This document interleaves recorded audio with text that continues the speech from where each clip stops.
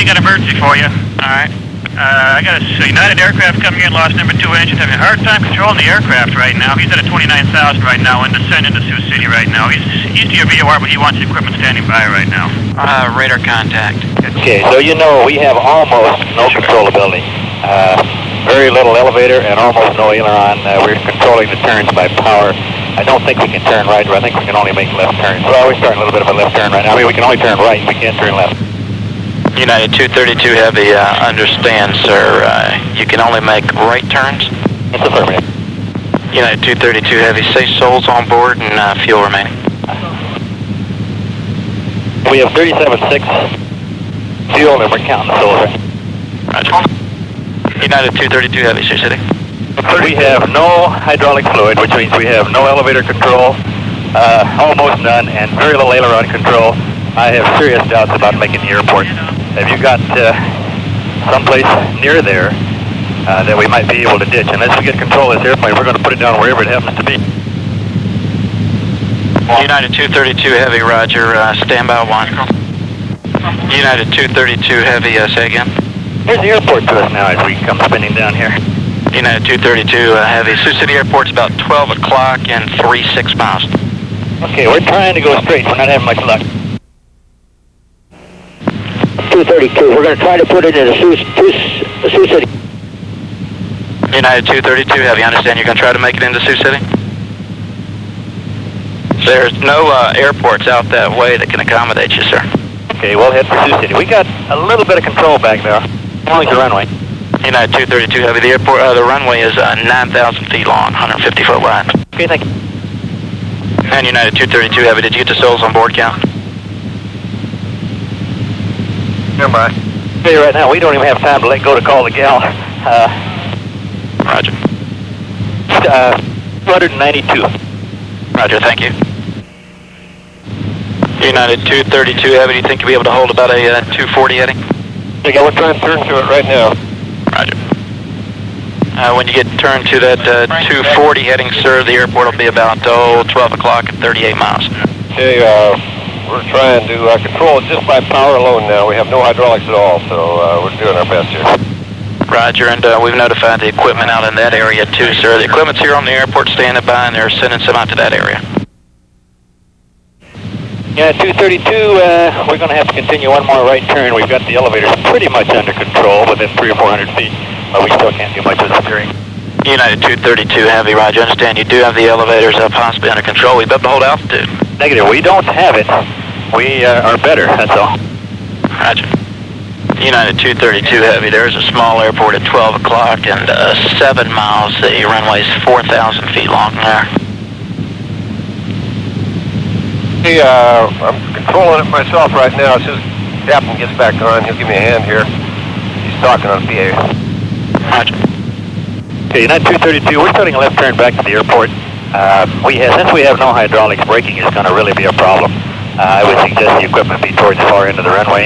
And I think under the circumstances, regardless of the condition of the airplane when we stop, we're going to evacuate. So you might notify the ground crew equipment that we're going to do that.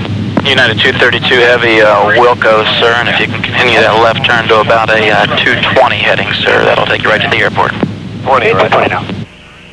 United 232 Heavy, you're going to have to widen out just slightly to your left, sir, to make the turn to final, and also that'll take you away from the city. Sure. Whatever you do, keep us away from the city. United 232 Heavy, been advised there is a 4-lane highway up in that area, sir, if you can pick that up. Okay, we'll see what we can do here. We've already put the gear down, and we're going to have to be put on something solid if we can. United 232 Heavy, roger. Can you pick up a road or something up there? We're trying. It's still anywhere from 2,000 feet up to 1,500 down now in waves. Roger. Come on. United 232 Heavy, can you hold that heading, sir? Yeah, we're on it now for a little while. United 232 Heavy, roger. That heading will put you, currently 15 miles northeast of the airport. If you can hold that, it'll put you on about 3 mile final. Okay, we're giving it heck.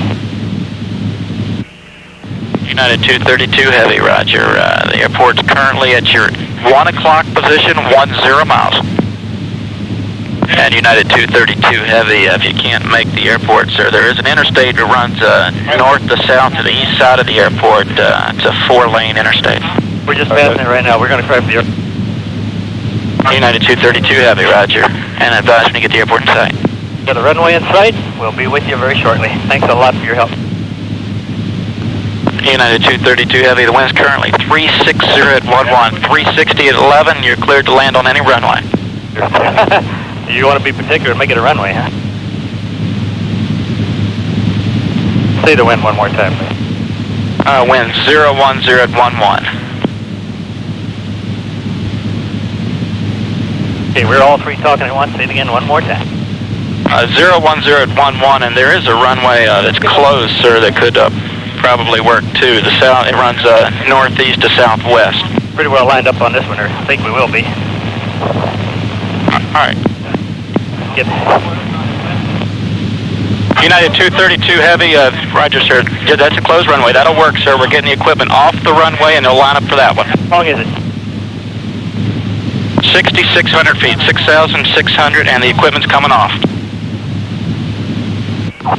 At the end of the runway, it's just a wide open field, so the length won't be a problem. Okay.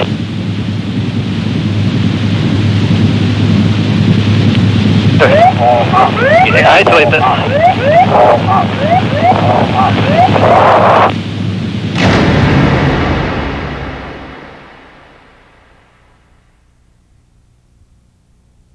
On July 19, 1989, this accident took 111 lives. But more importantly, 184 people survived.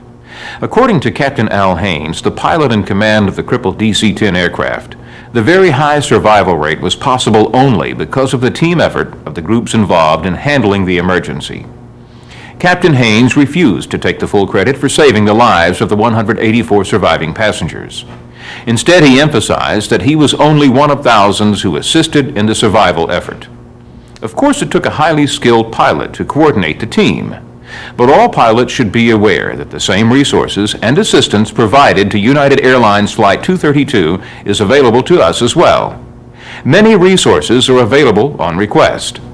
In years past, the term cockpit resource management referred to the pilot's ability to logically arrange his charts, plotters, and other required items in the order of their expected use. It seemed to limit the pilot's resources to only those in the physical cockpit. It is so much more, as we will see. According to Dr. Alan Deal, Human Performance Technical Advisor to the Air Force Safety Agency, investigations into the causes of aviation accidents have shown that judgment errors associated with cockpit management are a contributing factor in the majority of the incidents and accidents. Long-term research has demonstrated that these events share common characteristics. Many problems encountered in flight have very little to do with the technical aspects of operating an aircraft. Instead, poor decision-making, ineffective communication, inadequate command actions, and poor task or resource management are associated with the problems. Pilot training programs have historically focused almost exclusively on the technical aspects of flying and on the individual's piloting skills. The training did not effectively address resource management issues that are fundamental to a safe flight. Perhaps a good definition of cockpit resource management would be the effective use of all available resources needed to complete a safe and efficient flight. These resources may include assistance from other individuals, the capabilities of airborne or ground equipment, or the dissemination of information available to us. Effective cockpit resource management, or CRM, is much more than keeping a well-organized cockpit. It involves an awareness and knowledge of the resources that are available to assist pilots in the decision-making process.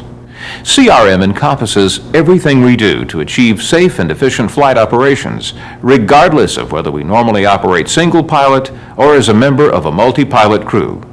CRM is a valuable tool in developing the team concept in our flying activities.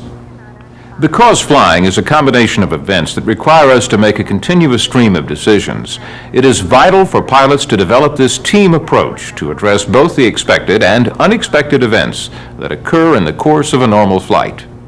For the next few moments, let's take a look at how effective cockpit resource management can enhance safety for both multi-pilot crews and single-pilot operations. We will also take a brief look at how instructors and pilot examiners can promote the use of CRM techniques in the course of everyday flight training and testing. In recent years, CRM training has received widespread attention in the training programs of the nation's air carriers. This training was mandated by the FAA through the Federal Aviation Regulations. Although the average general aviation flight department is smaller in scope and size than that of its air carrier counterpart, they share similar operational problems. For this reason, CRM training and procedures should be an integral part of general aviation training programs as well.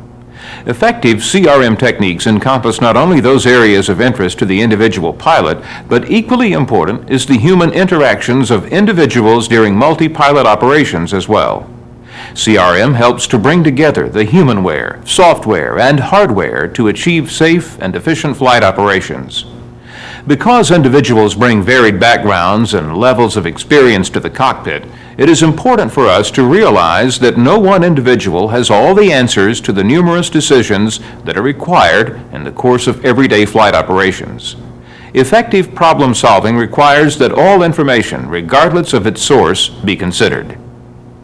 A primary goal of cockpit resource management techniques is conflict resolution, or problem solving. An essential part of this practice is communication, or an open transfer of information between crew members. The ability to communicate effectively with other crew members is a vital link in the CRM process. Let's take a look at how CRM techniques can be used to overcome many of the barriers to effective communication and to establish open communication between crew members. First, a complete briefing is an essential part of our pre-flight duties. This provides an opportunity to develop the team concept and encourages participation from all crew members. This allows the pilot in command to establish standard operating procedures as well as safety and operational issues. The pilot in command can also take advantage of this time to address crew responsibilities as well as duties of the flying and non-flying pilot. It is important to remember that all crew members, not just the flight deck crew, should be included in this discussion. Secondly, it is important to keep all crew members in the decision-making loop. Participation by all crew members in the decision-making process should be encouraged. This allows each crew member to share in overall progress of the flight and to maintain his or her situational awareness. When all input is considered and a decision made, it should be clearly stated and acknowledged by each member of the crew. Resource management in the cockpit also should involve how those resources are being used. Workload management is an important consideration in the CRM process. This allows for the crew responsibilities to be established in such a way as to be more evenly distributed. The pilot in command can play an important role in minimizing the potential of excessive workload on crew members by prioritizing the tasks to be accomplished and delegating the tasks evenly among crew members. Each crew member should actively monitor activities in the cockpit to maintain their situational awareness, as well as to monitor the workload level of other members of the crew. We have reviewed several examples of good cockpit resource management practices. It is just as important to point out, however, what CRM is not. FAR 91.3 states that the pilot in command is directly responsible for and is the final authority as to the operation of that aircraft. CRM is not an infringement on that authority, rather a tool to assist the pilot in fulfilling his obligation to carry out his flight operations in a safe and efficient manner. CRM encompasses the team-building approach to problem solving. Better teamwork results in better communication, crew coordination, and problem solving. Working together to accomplish multiple complex tasks safely. That is what cockpit resource management is all about. As anyone knows, the multi-pilot cockpit is the ideal situation. However, many of us fly small general aviation aircraft that are designed for single pilot operation. In this situation, you may be the only one in the aircraft who knows anything about flying, weather, or communication. However, you are not alone. There are many resources available to you. They range from the many publications, such as charts, airport facility directories, and the AIM, to the various FAA air traffic facilities on the ground along your flight path. Let's look a little more closely at some of them. One of the first things available to you are the many safety seminars like this one that are held by the FAA and other safety-minded aviation organizations. Anytime you have the chance to enhance your skills through additional training, you have just added another resource to your bag of aviation tools. Next, flight information publications are a valuable source of help. It just takes one time to need a current chart for a good frequency before you realize this. These are available from a variety of groups such as AOPA, Jepson-Sanderson, and NOAA. The Airman's Information Manual is another good source of valuable information. You should realize that the information in the AIM is constantly under revision, and your copy should be current. How up are you on your ability to get up-to-the-minute weather information? One of the biggest changes underway is the consolidation of the flight service stations into the automated flight service stations. New technology, such as computerization of information, is allowing for new services to be offered. HIWAS, AWOS, TIBS, Fast File, and a host of other resources are available to assist a single pilot in the safe operation of an aircraft. Do you know what these are? Do you know how to effectively use them? If you don't, then contact your local AFSS to set up a tour to learn what is available. Air traffic control is another resource that is sometimes overlooked because of fear of the radio, or sometimes the pilot doesn't want to appear foolish. Some of the great resources available include radar traffic advisories, automatic broadcast of SIGMETs, and flight following, workload permitting. In emergencies, AFSS have the DF Steer, which can be used to locate aircraft and offer assistance in reaching a safe landing site. ATC radar facilities can also be used in an emergency. A great resource available in the aircraft is the Pilot Operating Handbook, or POH. Anytime you are in an aircraft that is new to you, or in which you have less than 10 recent hours, you should take a quick look over the material in the POH so that if you need to know something in a hurry, you can get to it quickly. Be familiar with the equipment installed in the aircraft. This is an area of growing importance as the speed and sophistication of aircraft increases and availability of navigational equipment such as LORAN and GPS increases. Many of us rely on autopilots. They too are a resource. Do not overlook the value of local knowledge at unfamiliar airports. Many transient pilots have come to grief because of a local hazard that was overlooked or that they were not aware of. This sort of help is available from the FBO and local pilots. Probably you have used all of the things that I have mentioned, some more than others. You have done this without conscious thought that you were using resources. I would suggest that you think in terms of using all the items mentioned as a single concept: Cockpit Resource Management. By unifying the resources, you will greatly enhance the safety of operation of your aircraft. From the previous discussions, you've seen examples of how effective cockpit resource management practices can be in both single and multi-pilot operations. It should come as no surprise, then, that CRM is also beneficial during the course of basic and advanced flight training, as well as during the FAA practical test. An applicant for an airman certificate or rating is expected to display good decision-making skills by effectively using the resources available to him. These resources may include ATC or AFSS services, aircraft avionics and systems, charts and publications, and yes, even the pilot examiner. The examiner is expected to set the guidelines for the flight prior to boarding the aircraft. The examiner is a professional and should set the tone for CRM practices to be used throughout the flight. The examiner will, however, leave room for the applicant to display and expand his or her own CRM skills during the flight. Let's listen in on a portion of this examiner's pre-flight briefing. See if you can recognize the areas relating to proper CRM practices. First of all, you understand that you are pilot in command on the airplane. Yeah. I'm not free to give advice. I'm strictly a passenger for the flight today. I'd like for you to call out to me any observed traffic that you see. I'll do the same thing for you. Make sure we both know who's operating around us. Let's talk about emergencies for a minute. If I give you any simulated condition, I'm going to announce it. If we have an actual emergency, remember you are pilot in command. You handle the appropriate procedures. I will not take over the aircraft unless I think either what you're doing or failing to do is jeopardizing our safety. I'd also like to remind you of the FAA's discontinuation policy. You may stop a check ride at any time without any prejudice that it's going to be a tougher exam because I have to come back out. Any questions on these policies at all? No. Okay. Although the use of proper CRM techniques is very beneficial to the examiner, it is essential that the applicant be comfortable with them as well. The FAA practical test standards states that the examiner will observe that equipment and materials are well organized and properly arranged, and that occupants are briefed on the use of safety equipment and emergency procedures.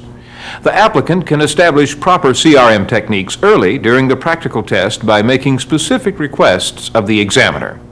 Let's listen in again on our practical test applicant as he initiates good CRM procedures with the pilot examiner. Todd, those are the practices I want to use today while we conduct the flight. Do you have any questions or additional comments? Yeah, if I could, I'd like to ask that you assist me during clearing turns for seeing and avoiding traffic. Okay. Also, when I'm under the hood, I'll let you know which direction we're turning prior to making the turn. It's a good idea. And if air traffic control calls out traffic and you don't see it and I don't see it, I'll ask for vectors around traffic. Okay. Also, when we have an emergency, I'd like to ask you to pull out the checklist, turn to the appropriate page, and then squawk 7700. Todd, don't you think that would be the pilot's responsibility to find the appropriate check? Obviously, certain requests of the examiner would not be appropriate. If a request cannot be honored by the examiner, he will specify at that time why he cannot comply with the request. It is obvious that good CRM practices are an important part of piloting skills, and one that is being evaluated on the practical test. Examiners set the tone for the flight, and the applicant should continue by displaying the judgment developed during their flight training experience. As you can see, we can all benefit from good CRM practices. It only requires some preparation and the desire to participate in open communications. There must always be a pilot in command, but all those involved in the flight must be vigilant and participate.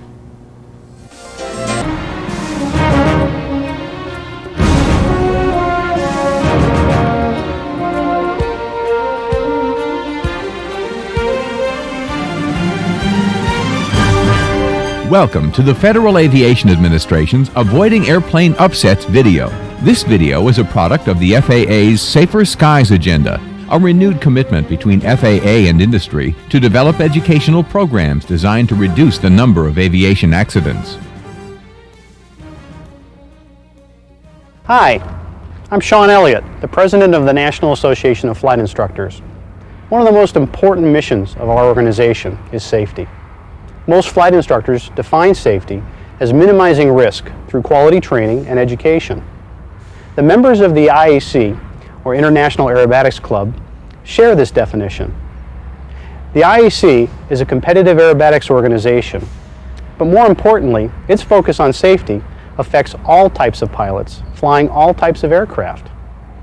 The IAC has enjoyed an outstanding safety record over its 30-plus years of aerobatic competition. It's because of this expertise, along with the educational focus of NAFI, that the FAA has commissioned the IAC to develop the program you're about to see. I'm certain you'll find the program both informational and educational, but most importantly, I'm certain you'll find it of value in making you a safer pilot.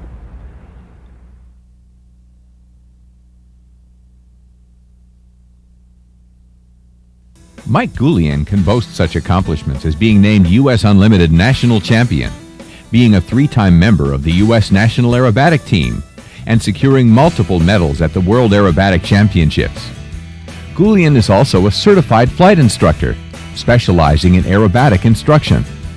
In his spare time, he amazes crowds with spectacular airshow performances. Julie Savage earned her certified flight instructor's rating while completing her bachelor's degree at Southern Illinois University. Julie has competed successfully on the precision flight team at SIU, and in 1999 won top female pilot in the nation at the National Intercollegiate Flying Association Safety and Evaluation Conference. Julie currently flies for American Eagle Airlines based out of Chicago O'Hare Airport. In her spare time, she serves on the foundation board of the Experimental Aircraft Association. The FAA has identified 6 categories into which a large majority of general aviation accidents can occur. Number 2 on that list is loss of control. The loss of control associated with an unintentional airplane upset has become a popular topic in recent years. It certainly has. So much so that several airlines and corporate flight departments have added upset recovery training to their recurrent training programs, and even NASA funded a study to determine the potential benefits of hands-on upset recovery training. In this program, we'll take a closer look at 3 classic airplane upset scenarios. Each is associated with rolling, possibly to high angles of bank. All are accident scenarios that continue to get pilots into trouble.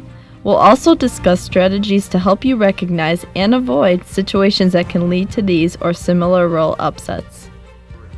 But first, let's define what we mean by a roll upset. For our purposes, a roll upset involves any uncontrolled or uncommanded change in your airplane's bank angle. As the bank continues to increase, it usually becomes more and more difficult to maintain the desired heading, altitude profile, airspeed, or attitude. For example, if you are intending to cruise along in wings level flight at a constant altitude, but the airplane suddenly rolls over to 90 degrees of bank, you are experiencing a roll upset. With this in mind, let's look at our 3 scenarios.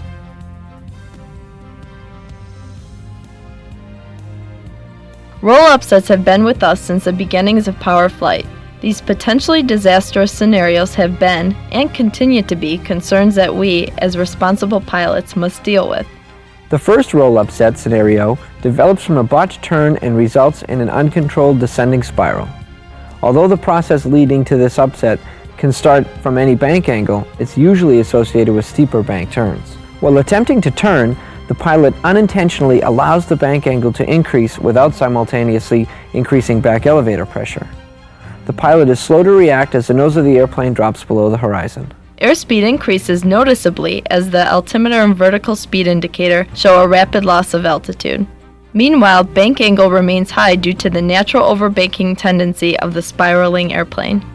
Reacting now to the accelerating nose-low attitude, the pilot instinctively pulls back on the elevator control, trying to get the nose up. Unfortunately, this action only tightens the descending spiral. Frozen on the controls, holding aft elevator, the pilot is unable to recover from the spiral. Prior to ground impact, the airplane may suffer structural failure as airspeed and G-load design limits are exceeded. The next scenario involves a weather-induced upset. Perhaps as a result of turbulence in the atmosphere, mountain waves, or thunderstorm activity. Flight into icing conditions poses multiple hazards to the pilot as well, including the potential for a roll upset, even if the airplane is equipped with an anti-ice system. The pilot is flying in instrument conditions on the autopilot. The weather is conducive to icing, with visible rain and freezing conditions. Large droplets splatter on impact with the windshield. Small streams of water streak across those side windows. Ridges of ice begin to form on the wings ahead of the ailerons. Masked by the autopilot, the pilot is unable to sense an unusual vibration in the control wheel. The autopilot disengages as the ailerons deflect suddenly to the control stop. Caught off guard, the uncommanded roll causes the pilot to pull back on the elevator control as the airplane rolls inverted. In the third upset scenario, air traffic control sequences a small airplane behind a larger, heavier aircraft miles ahead. The pilot is cleared for the visual approach straight in and is cautioned about the possibility of wake turbulence. Ambient lighting conditions, however, are such that the pilot of the small airplane is not yet able to see the traffic ahead or its flight path. The winds are light with barely a hint of a quartering tailwind. The air is smooth. Assuming the heavy traffic is flying precisely along the 3-degree VASI glide slope, the pilot of the small airplane sets up to do the same. The pilot begins to fixate on the approach. As the approach continues, the pilot encounters a bump in the air, followed quickly by another. Then the airplane rolls sharply beyond 90 degrees of bank. The pilot's delayed reaction is a timid attempt to apply opposite aileron as the airplane rolls inverted.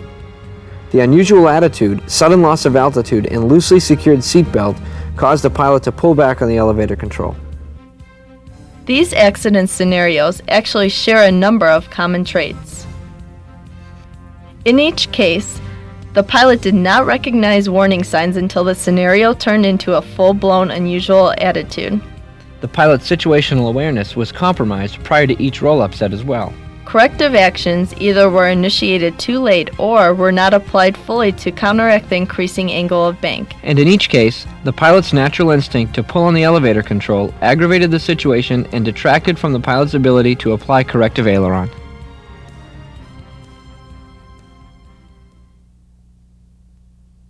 Pilots use the terms roll and bank interchangeably to describe how the aircraft moves about its longitudinal axis. The longitudinal axis is an imaginary line drawn from the nose of the aircraft through the tail. And we roll about the longitudinal axis, Julie, using the ailerons. And when we use the ailerons to roll, we actually are changing the shape of the wing. By deflecting the ailerons, we are changing the chord line. The chord line is also an imaginary line that runs from the leading edge of the wing through the trailing edge. When we change the chord line in relation to the relative wind, we are creating an angle of attack. When banking in normal, unstalled flight, the upward deflected aileron, the aileron on the same side as your roll input, tilts the local chord line forward, instantly decreasing the local angle of attack. This results in a decrease in the net lift on the up aileron side of the airplane. On the other wing, the downward deflected aileron tilts the local chord line back, instantly increasing the local angle of attack. The net lift on the side of the airplane increases. It's this difference in lift that causes the airplane to bank in the direction of your aileron input. How fast an airplane rolls depends on several factors, including the length of the wing, the airspeed, and the amount of aileron applied. For example, a high-performance aerobatic airplane may be capable of roll rates as high as 360 degrees per second, or faster, with very little effort on the controls and little loss of altitude. Non-aerobatic airplanes, by comparison, tend to bank considerably slower and usually with more effort, especially when the airplane is in slow flight. But it's not always necessary for the pilot physically to apply the ailerons for an airplane to roll. Environmental agents such as icing and wake turbulence can induce changes in bank angle as well.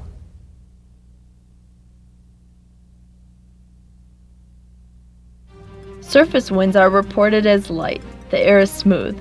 Conditions are ideal for strong vortices to linger. The pilot is unable to see the large traffic ahead, but assumes it's flying along a 3-degree glide slope. The airplane suddenly rolls. Surprised and unable to stay securely in the seat, the pilot pulls back on the elevator.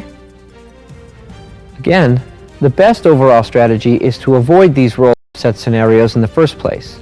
Remain alert in the flight environment, heed the warning signs, and be prepared to react decisively should the airplane deviate from controlled flight. Shallow the bank as soon as you lose precise control over a turn. Never fly an airplane into known icing conditions if it's not approved for such flight. Turn off the autopilot and request immediate assistance at the first indications of icing. Give yourself plenty of separation from heavier aircraft. Separation is your responsibility as pilot in command. Don't tolerate uncommanded changes in bank angle either. As soon as the bank strays from your intended angle, even if it's only a little, apply whatever aileron and coordinating rudder is necessary to stop it, and avoid pulling aft on the elevator in the process. The exercises we are about to describe can be dangerous. It is imperative that you receive competent instruction on the proper procedures involved. Call your flight instructor for a dual session to practice these routines. Do not try them on your own without a check flight. Be sure to perform clearing turns before and while practicing the following training exercises. And as the pilot in command, be sure to adhere strictly to the operating limitations listed in your airplane's flight manual and posted on cockpit placards. Here's an excellent exercise that not only will improve your aileron and rudder coordination, but also will allow you to explore the range of aileron available in your airplane. In the practice area, set your airplane in a comfortable, slow cruise configuration at an airspeed below the published maneuvering speed. Look over the nose at a point on the horizon. Smoothly apply left aileron and a small amount of left rudder. Roll to 30 degrees of bank, then smoothly apply right aileron and some right rudder. Bank continuously from side to side. Focusing on the aileron as your primary input, rudder actions should be smaller by comparison. Use just enough rudder to keep the nose of your airplane on the reference point. As your skills improve, increase the bank angle to 45 degrees. Begin applying more and more aileron as you roll from side to side. Apply rudder simultaneously, but only as needed. And avoid inadvertently pulling aft on the elevator during the exercise. See if you can eventually apply full aileron while banking from side to side, keeping the airplane on heading and on altitude. A variation of the first exercise involves performing a level turn after establishing the bank. As before, set the airplane in slow cruise below maneuvering speed. This time, pick 2 reference points on the horizon, one over the nose and one off your left wingtip. Roll left to 45 degrees of bank without turning. The instant you reach the target bank angle, quickly neutralize aileron and rudder inputs. Then smoothly apply just enough back elevator pressure to pull the nose along the horizon in a level turn. Upon reaching your other reference point, completely release back elevator pressure to stop the nose on that point. Next, apply coordinated right aileron and right rudder while holding your new heading. Roll to 45 degrees of bank, neutralize aileron and rudder inputs, then pull the nose back to your initial reference point in a level turn. Upon returning to your original heading, release back elevator pressure first, then roll to wings level. Repeat the exercise, each time striving to add more and more aileron when changing the bank angle. Keep your aileron and elevator actions completely separate from each other. Be sure to return aileron and rudder exactly to neutral before applying aft elevator. And return the aft elevator completely to neutral before applying aileron and rudder. Remember, aileron is a primary input here. Rudder and elevator actions are relatively small by comparison. If the nose drops below the horizon and airspeed increases during the exercise, immediately release back elevator pressure and roll back to wings level. Our last exercise is a controlled spiral. Starting from the same slow cruise configuration, roll to 30 degrees of bank. Reduce some power and begin a descending turn. Maintain a constant airspeed down to a target altitude. Try spiraling at 45 or even 60 degrees of bank as well, keeping the airspeed constant throughout the descent. If at any point the airspeed begins to increase, reduce the bank angle right away. Practice the recovery technique for an unintentional spiral when you reach your target altitude. Reduce power to idle, release back elevator pressure, roll to wings level using coordinated aileron and rudder, then return to level flight. No matter how much flight time you have, don't be embarrassed if you're uncomfortable with turbulence or the prospect of encountering an airplane upset. And don't hesitate to get some instruction if you don't feel competent to practice the exercises we've recommended. Additional dual instruction, either as part of your next flight review or the FAA's Wings program, can go a long way toward turning your anxiety about unusual attitudes into renewed confidence. Additional flight training can improve your situational awareness as well. 2 resources readily available to help you locate instructors and flight schools capable of safely exploring an airplane's envelope with you are the National Association of Flight Instructors and the International Aerobatic Club. Both are divisions of the Experimental Aircraft Association. NAFI maintains a list of certified and master flight instructors who are dedicated to giving professional instruction. The IAC annually publishes a directory of aerobatic schools. The IAC also offers a complete line of books and videos specifically addressing all-attitude flight. Additional resources include the Avoiding Spins videotape, available from the FAA, the FAA Advisory Circular number 91-51A, effective icing on airplane control and airplane de-ice and anti-ice systems, the FAA Advisory Circular number 90-23E, Aircraft Wake Turbulence, and the pamphlet Wake Turbulence, and the FAA's Wake Turbulence Training Aid, available through NTIS, which includes a report, videotape, and CD-ROM. Make use of these and other resources and never stop being a student. Strive to learn all you can about the flight environment while staying current with the exercises that we've described. Know the limits of your own airplane, but most importantly of your own skills. Exercise good judgment and remain situationally aware, especially when flying near the ground. Get some dual instruction once in a while and learn to recognize the warning signs preceding a loss of control. After viewing this program, perhaps you have gained valuable insights that will make you a better and safer pilot. Don't stop there. Take the next step. For information on expanding your flight envelope as a pilot, consider joining the IAC. IAC's website can be found at iac.org. If you're a certified flight instructor and would like to expand your abilities as a quality educator, consider joining NAFI. NAFI's website can be found at nafinet.org. Always from the right seat, This is Sean Elliott saying thank you for your interest in safety. This video was the result of the FAA's desire to tap into the practical knowledge of pilots routinely operating in this area of the flight envelope. To accomplish this, the FAA teamed up with the International Aerobatic Club and the National Association of Flight Instructors, both subsidiaries of the Experimental Aircraft Association, to discuss their views on accident scenarios that have plagued general and military aviation since the earliest days of powered flight.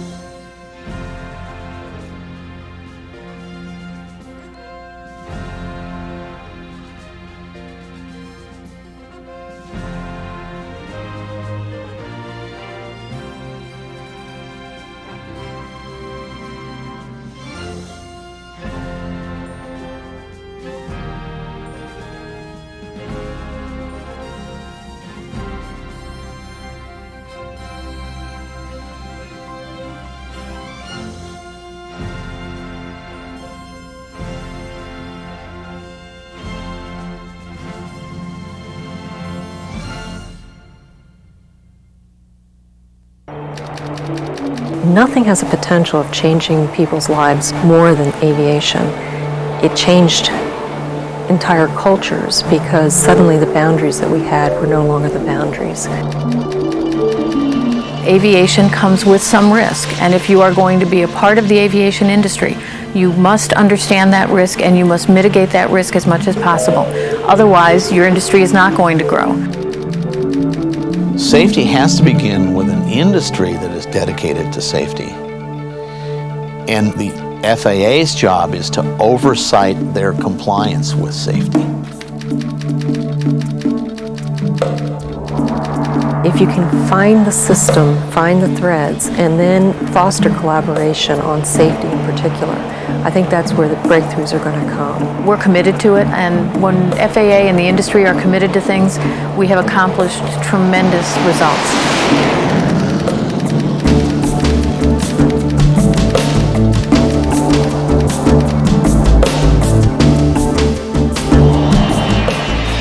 The Federal Aviation Administration has been faced with challenges and goals since Congress created it back in 1958. The Act, which was passed by Congress and signed into law in the wake of a tragic mid-air collision over the Grand Canyon, replaced the old Civil Aeronautics Administration with a modern agency. The Federal Aviation Act that was signed into law that year required all U.S. airlines and U.S. airplane operators to maintain the highest practical level of safety in the public interest. The new FAA was directed to establish and maintain a comprehensive set of up-to-date aviation regulations. It was also given sole responsibility for the nation's system of air navigation and air traffic control. But one of the agency's biggest roles has been that of promoting and enforcing aviation safety. It's there that the FAA has truly made its mark. Aviation accident rates have declined year after year. As a matter of fact, in 1998, not one single U.S. airline had a serious accident, nor was anyone killed while traveling aboard a scheduled U.S. air carrier. That remarkable statistic remains the exception, however. And although air travel is far and away the safest form of transportation on Earth, airline accidents still occur. When they do, they grab headlines everywhere. An amateur video camcorder taped this horrifying image of an airline crash in Sioux City, Iowa in 1989. A DC-10 jumbo jet with 296 people on board was severely disabled when one of its engines malfunctioned and exploded. In a 1,000,000,000 shot, all the jet's flight controls were disabled, even backup systems, leaving the pilots with nothing except thrust, the power of the jet engines. Because the flight crew was highly skilled, they managed to get Flight 232 to an airport where emergency equipment was standing by. But in the daring attempt to land it, the big jet caught fire and tumbled. Miraculously, 184 of those on board were saved. Today, Flight 232's captain, Al Hames, has retired from airline flying, but maintains a grueling schedule as a public speaker. He travels to over 100 cities every year to address safety forums. I think there were 5 factors that led to the degree of success we had that day in Sioux City. Those 5 are luck. Haines attributes the degree of survival on Flight 232 to both improvements in flight crew training and better emergency preparedness on the ground. The training that we had on United, they have gone to what they call a command leadership resource or cockpit resource management, depending on how you want to call it, where it's a team effort. So the crew all works together as a team. Use whatever things you have available. The people on the ground have all been trained the same way. So all these trainings were reinforced that this is the way that we should be trained. So all the airlines now use a crew resource, CRM or CLR procedure now, which they didn't do before. Because you have, the captain is no longer, he's the office manager. He's got the final say. But let's use the experience you have in the other 2 seats. Prior to this, in the 50s, the other 2 seats didn't matter. It was the captain who made all the decisions. In its quest to keep today's U.S. air transportation industry the safest in the world, the FAA relies on the Flight Standards Service, its frontline force, to interact with air crews, ground crews, and operators. Hello there. You guys flying 1641? We are. Captain Hawk. Jim Gardner, nice to meet you. How you doing? Scott Taylor. Hey, Scott, how are you? I'll show you my 110A. I was hoping to do a cockpit inspection. Flight Standards consists of a cadre of more than 3,000 dedicated professionals, including inspectors like Jim Gardner. They stage out of more than 100 district offices across the country and overseas, and deal directly with airway users. Today, Gardner will accompany an air crew on a flight from Washington to Denver to measure its level of professionalism. Meanwhile, Inspector Bill Moss evaluates a private pilot for his knowledge of FAA regulations, as well as his flying skills. Moss, who was once a combat helicopter pilot in Vietnam, is now dedicated to making the skies as safe as possible for those who choose to venture there. How you doing, sir? Bill Bergman with the FAA. Flight Standards Inspector Bill Bergman, who's also a flight engineer in the Air Force Reserve, concentrates on the complex issues of aviation maintenance.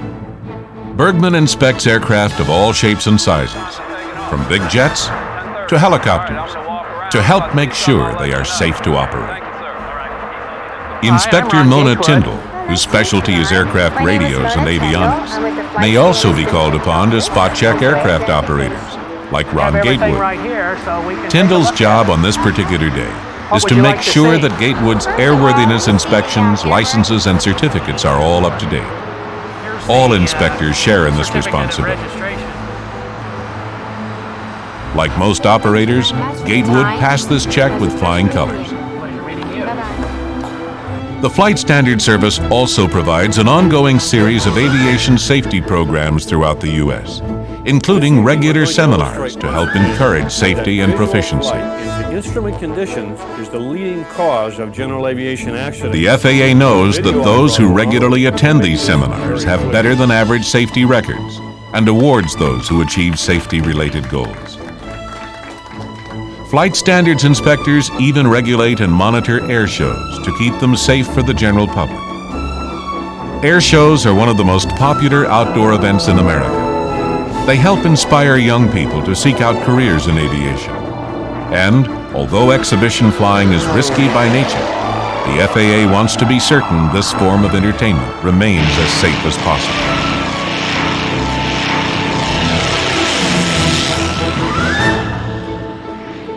The work of the men and women of the Flight Standards Service is both challenging and diverse.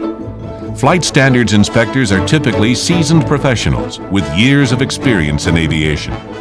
After all, this frontline team must interact day in and day out with those in the aviation industry. They also represent the nearly 50,000 employees who make up the FAA. In the very early days of airline operations, on-time arrivals like this one were few and far between. From New York and the East, arriving 4:20 on time. There was very little regulation and no flight standard service. When this tri-motor Ford was the airliner of choice, flying was barely 30 years old, and passengers brave enough to go by plane were happy to arrive on the day they were supposed to, let alone the hour. In the years after World War II, when both the airlines and private flying were really coming into their own, the skies overhead were still not as regulated nor as safe as they are today. Al Haynes joined United Airlines in the 1950s. He says that back then it was impossible for air traffic controllers to keep an eye on everything. Back in the 50s, first of all, not all the areas had air traffic control radar. So sometimes some pilots would kind of cheat a little bit. To save time, they may go from point A to point C and just kind of report passing by point B and say they were there. It didn't happen very often. It only happened when the weather was good. You never really went plowing through the sky without knowing where you're going. As it began to progress and we got bigger and faster and all this, the crew began to become more involved until today we have cockpit resource management, or as United calls it, command leadership resource training, so that the crew works together. Haynes says the advanced weather radar now available has made another big difference. Weather was always a problem when you were flying aircraft with no weather radar because you had no idea what you're going into. So you would usually go around it. So delays were very common in the summer because of skirting thunderstorms and so forth. Now, with your radar and their radar, you can pick a hole and go through it and usually not have any problems. So that's another big change that's taken place, much for the better. Al Haynes knows, better than most, just how critical a good aircrew can be. Every pilot knows that you can't fly an airplane without controls. Haynes and his team pulled off a miracle. Oh, boy. In recognition, he has received dozens of awards and We'll find a honors. slot. I guarantee we will. Thank you. That's very nice. Associate FAA Administrator Tom McSweeney has watched the Flight Standard Service mature. McSweeney began his career in aviation as a structural dynamics engineer, then came to work for the agency in the mid-1970s. Like Al Haynes, Tom McSweeney has seen a lot of change. And if you look over the last 10 years, there's a lot of programs that have come on in AVR and in flight standards specifically that have been directed toward actually reducing the number of lives that are lost in aviation accidents.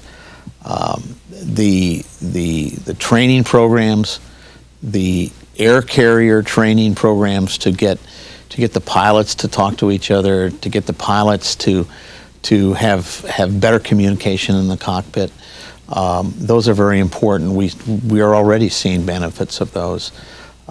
Technology, of course, has moved in massive amounts into aviation, clear down to general aviation. So there's been a lot of improvements, but I think I measure the success of what we do by what happens to the accident rate.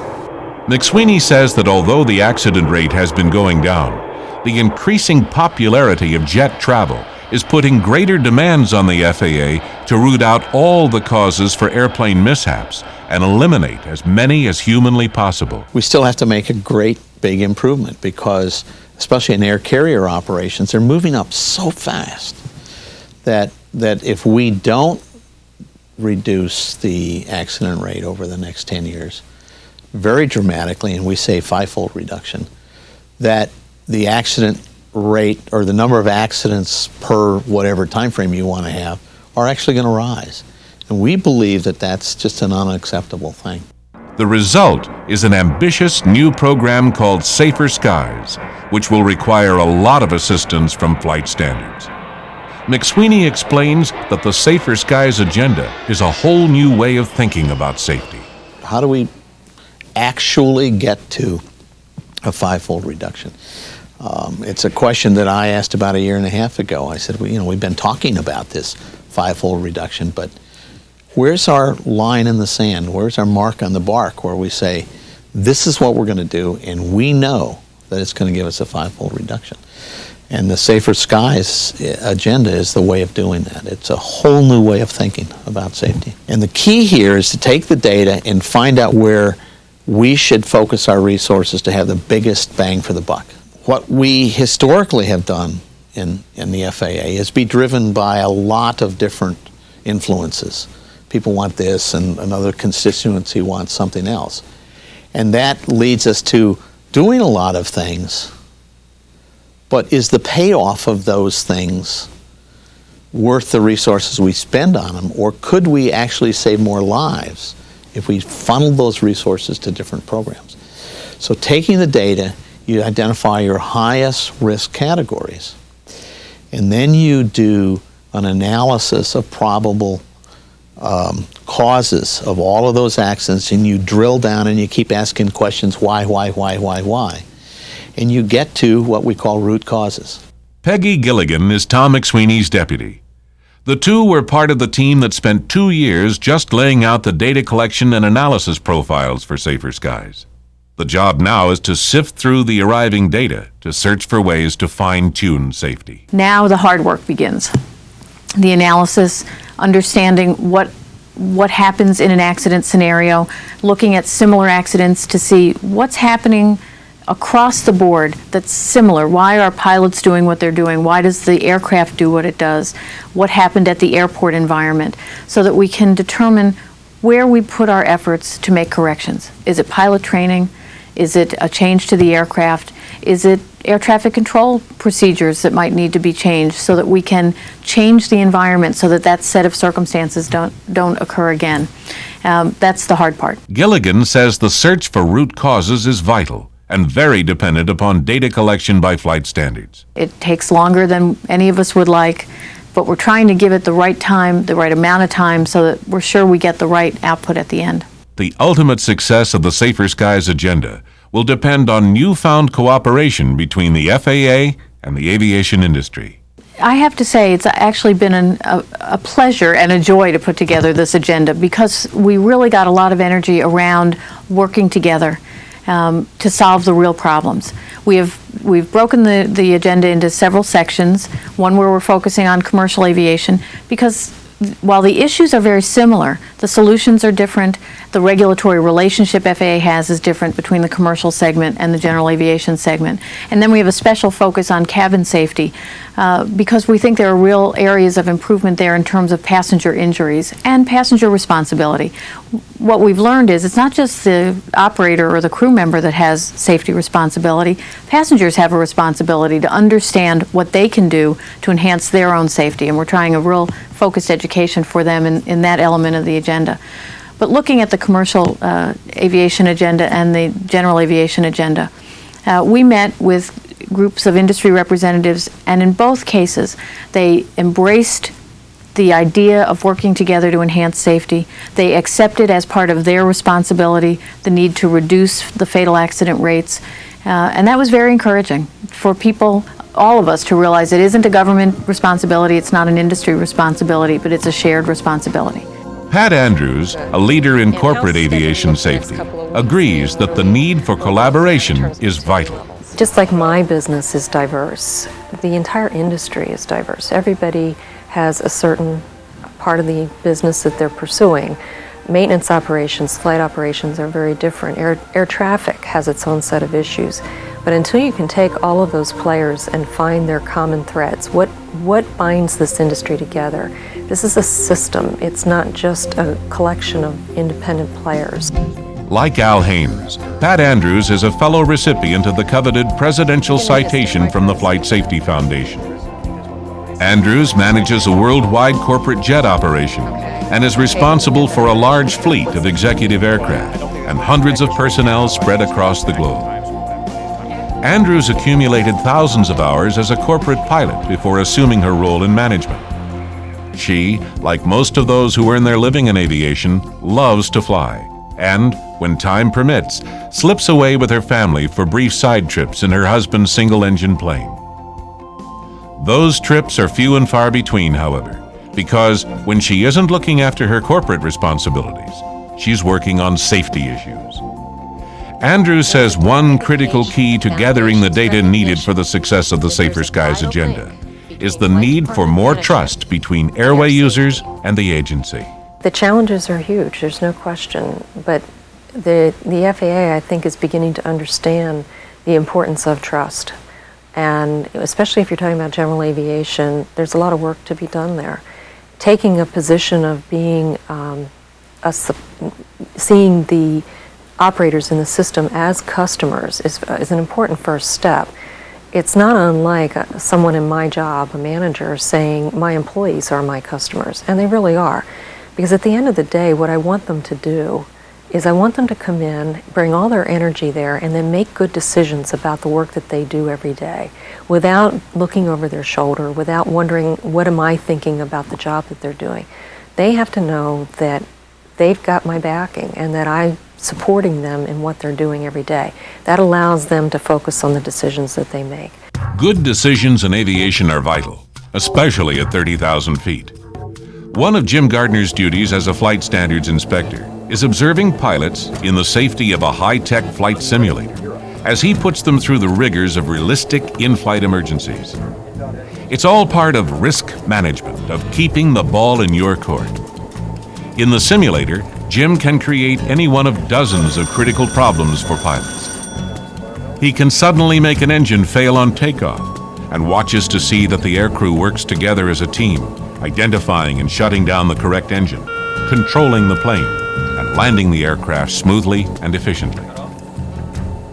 A sudden decompression at altitude can be a more serious problem.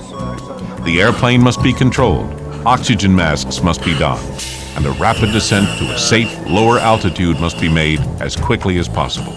Okay, you're cleared to 10,000 feet. Why don't you turn left to 330 heading? 10,000 feet. Such emergencies have extremely minute probabilities of ever happening. But when one occurs, it is vital that every member of every aircrew be prepared to react quickly and correctly to prevent things from getting out of hand. It's all part of a team effort to make sure that aviation safety works. When an accident does happen, the FAA and the National Transportation Safety Board immediately set out to find the cause. Impacted here, and that's what I was talking about, slid for 20 feet. In the past, a frequent explanation for accidents has been pilot error. And in some cases, pilots have made fatal mistakes. But in many of the more controversial accidents, experts now believe that making the pilot a scapegoat kept investigators from digging further. As a result, pilots have been reluctant to admit having made mistakes in the cockpit for fear they will be accused of malpractice. But under the Safer Skies agenda, they are being urged to come forward and report their mistakes. It's something no pilot feels comfortable about doing. There's no question that pilot error is a very important, is a big part of a lot of accidents. Drivers make mistakes, they run stop signs, they do this sort of thing. Pilot makes a mistake. Unfortunately, when a pilot makes a mistake, an awful lot of people can suffer. If a doctor makes a mistake, he may lose one patient. If a pilot makes a mistake, he may lose 300 passengers. But the thing that irritates me most about pilot error is they will report an accident as pilot error, but they won't say why the pilot erred. Why did he err? Was he not properly trained? Did he not get the full understanding of this equipment? These technicians design this equipment, and it is extremely complicated. And sometimes we don't get maybe the full training we should have to get it done. And now they find out, well, we got to tell them a little more about the system or go a little deeper into the system or something like that. Or maybe we've gone too deep, and they're confused by what all the information is available to them. One of the things that I actually detest, and I'll use that word, is the word, well, actually it's two words, it's pilot error. You know, I don't think a pilot sitting in an airplane making an error is doing it consciously or purposefully. I don't believe that pilots are the only ones that make errors. I like to look at it, again, you'll see that I like to think system-wise. I look at the airplane as a system. I look at the cockpit as a system. Let's say a pilot made an inappropriate maneuver based upon the conditions. Banked left instead of right. Shut off the wrong engine. You know, what we would call the wrong engine. Well, You got to look at the whole system in the cockpit. You have to look at the decision making of the pilot. You have to look at how data was presented to the pilot, how information came into the eyeballs to tell that pilot to do something. You have to look at the training. You have to look at all kinds of things that could have impacted that decision. Yes, you can look at flight and duty time, and that's an important thing too. You know, was the pilot tired? But I think you have to look at the whole system. I think when people talk about pilot error, it kind of prejudices the situation, and you stop really getting data because people start pigeonholing things. There are lots of things that have occurred before we get to that last step that we believe we can intervene earlier, and the pilot is never put in that position. The pilot never has to make that last-minute judgment under that stress where the possibility of making an error is really very high. And that's really what we're looking for. How early in the causal chain can we identify a corrective action that never lets the pilot get into that position? Nick Lacey, the director of the Flight Standards Service, says that to encourage the gathering of vital data for the Safer Skies agenda, the FAA has created a kind of amnesty program for pilots. And I think the operative word is trust. And I think, we're starting down that path. And I think it is a cultural change to recognize when an inadvertent error is made versus a willful,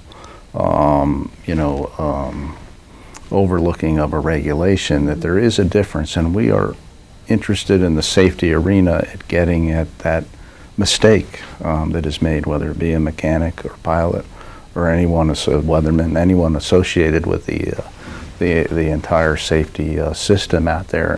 Lacey and his deputy, Ava Mims, are responsible for implementation of major portions of Safer Skies. We don't really care, who's causing the error. We care about how can we prevent it, how can that education get out there in a non-threatening kind of a way. Otherwise, we will never get the data. If there's a inkling that, this is going to be used against me, and it was inadvertent, then why should I report it to you? So, we're working on issues like that to, be able to have as much information as we can to feed back into a safe system. And the data flow, it's been in place for a little over a year, is just marvelous. Mm-hmm. And it really is the future at getting to the next level of reduction in incidents and accidents. So it's exciting. It's really exciting to be here. Although much of the focus of Safer Skies is on the airline industry, there's also a good deal of attention being paid to general aviation. General aviation is an industry term that refers to almost all air operations aside from the scheduled airlines and the military. The United States has more general aviation aircraft than any other nation on Earth. But the general aviation accident rate is higher than it should be, and that concerns the entire aviation community, including the FAA. But there is optimism here as well. We see real growth in the general aviation community, a real commitment to enhancing the level of safety. We see a real concern about the level of accidents that the general aviation community continues to experience. And we've announced a whole focus area just focusing on general aviation, working in partnership with the General Aviation Coalition, which is a group of about 17 general aviation organizations that have come together to help us set the safety agenda to reduce fatal accidents in general aviation. Ron Gatewood is one of hundreds of general aviation operators across the country. A former Marine flyer, Gatewood now runs a flying school and charter business. He speaks for many operators when he says that a better relationship with the FAA is hinged to a better overall safety record. I think one of the strongest things that we could do is develop a better relationship with the FAA, one in which we are treated as a client. We have a business to run, we have a profit to make, we want to be safe, and being a client with the FAA and a partner with the FAA, as opposed to having an adversarial relationship, which is what I've seen in the past. I think that would do more to contribute to a better safety record than anything that we could do. There are some issues we disagree on, but it is not an adversarial disagreement, it is a professional disagreement, and we work to find the right solutions. And it is only because of that partnership that I think we've seen the improvements in safety that we've gotten in the last few years. Yeah, I agree that with education and training, that that would go a long way in helping the general aviation industry realize a safer environment.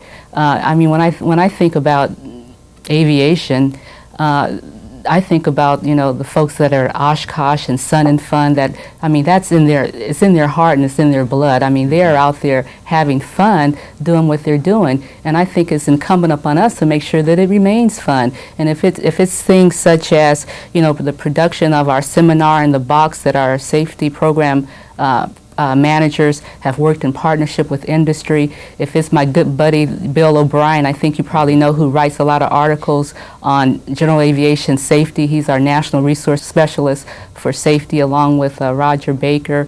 The passion of those types of individuals to ensure that the industry, that particular part of the industry, is still having fun. That's aviation in general, no pun intended. So, with the proper training, with delegation of a lot of the things that we in the past have termed inherently governmental kinds of things, the industry associations can do that a heck of a lot better than us. They're out there every day, and I think if we pass on those types of roles and responsibilities and awareness, that we're going to help that industry be as successful as they have been, but more importantly, continue to have the fun that we've all enjoyed having at air shows and fly-ins and that kind of thing, which is, aviation in general. Aviation in general, that's the FAA. And it's the men and women of the Flight Standards Service who interact with everyone who builds, instructs, flies, and operates the diverse American fleet. It all goes back to that Federal Aviation Act that was signed into law in 1958. First of all, it says that the air carriers, and you can lump the manufacturers in that, are required to operate to the highest practical level of safety in the public interest. That's an important statement. It also talks about the FAA's role. And it says the FAA's role is one of promoting aviation safety. But it really places the burden of aviation safety on the industry. I really do believe that safety is primarily driven by the quality of the decision-making of the participants in the industry. And I don't care what they're doing, whether they're maintaining aircraft, whether they're flying aircraft, directing aircraft, or making regulations. If they have good decision-making processes in place, by and large, we're going to get to a much better place. My wife says to me sometimes, how can you get out of bed in the morning and be so happy? Because I get out about 4:45, and by 5:30 I'm whistling, and I'm ready to go off and go to work. I leave about 6:15. And I said, well, that's the difference between having a career and having a job. If it was a job, I wouldn't, I'd drag myself to work, but as a career, I really enjoy it.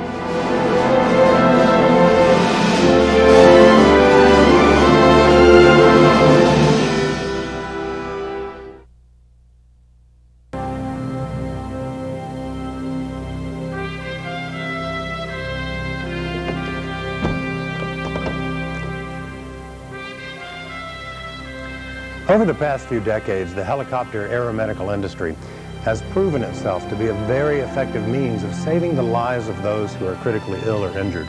However, during the relatively short life of our industry, far too many aeromedical programs, its crews, and sometimes its patients have fallen to tragic accidents. And the highest percentage of these crashes have been caused by human error.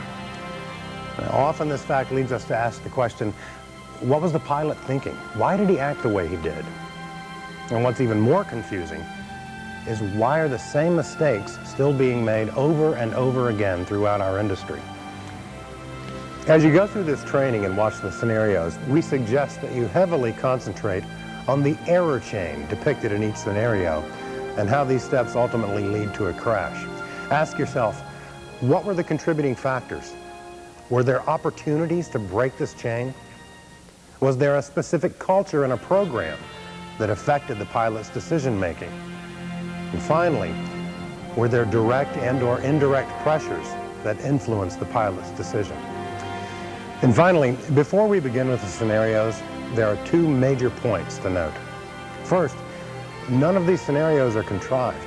Each contain multiple contributing factors and influences taken directly from industry accident and incident reports, as well as confidential surveys recently completed by your peers concerning practices and safety problems within our industry.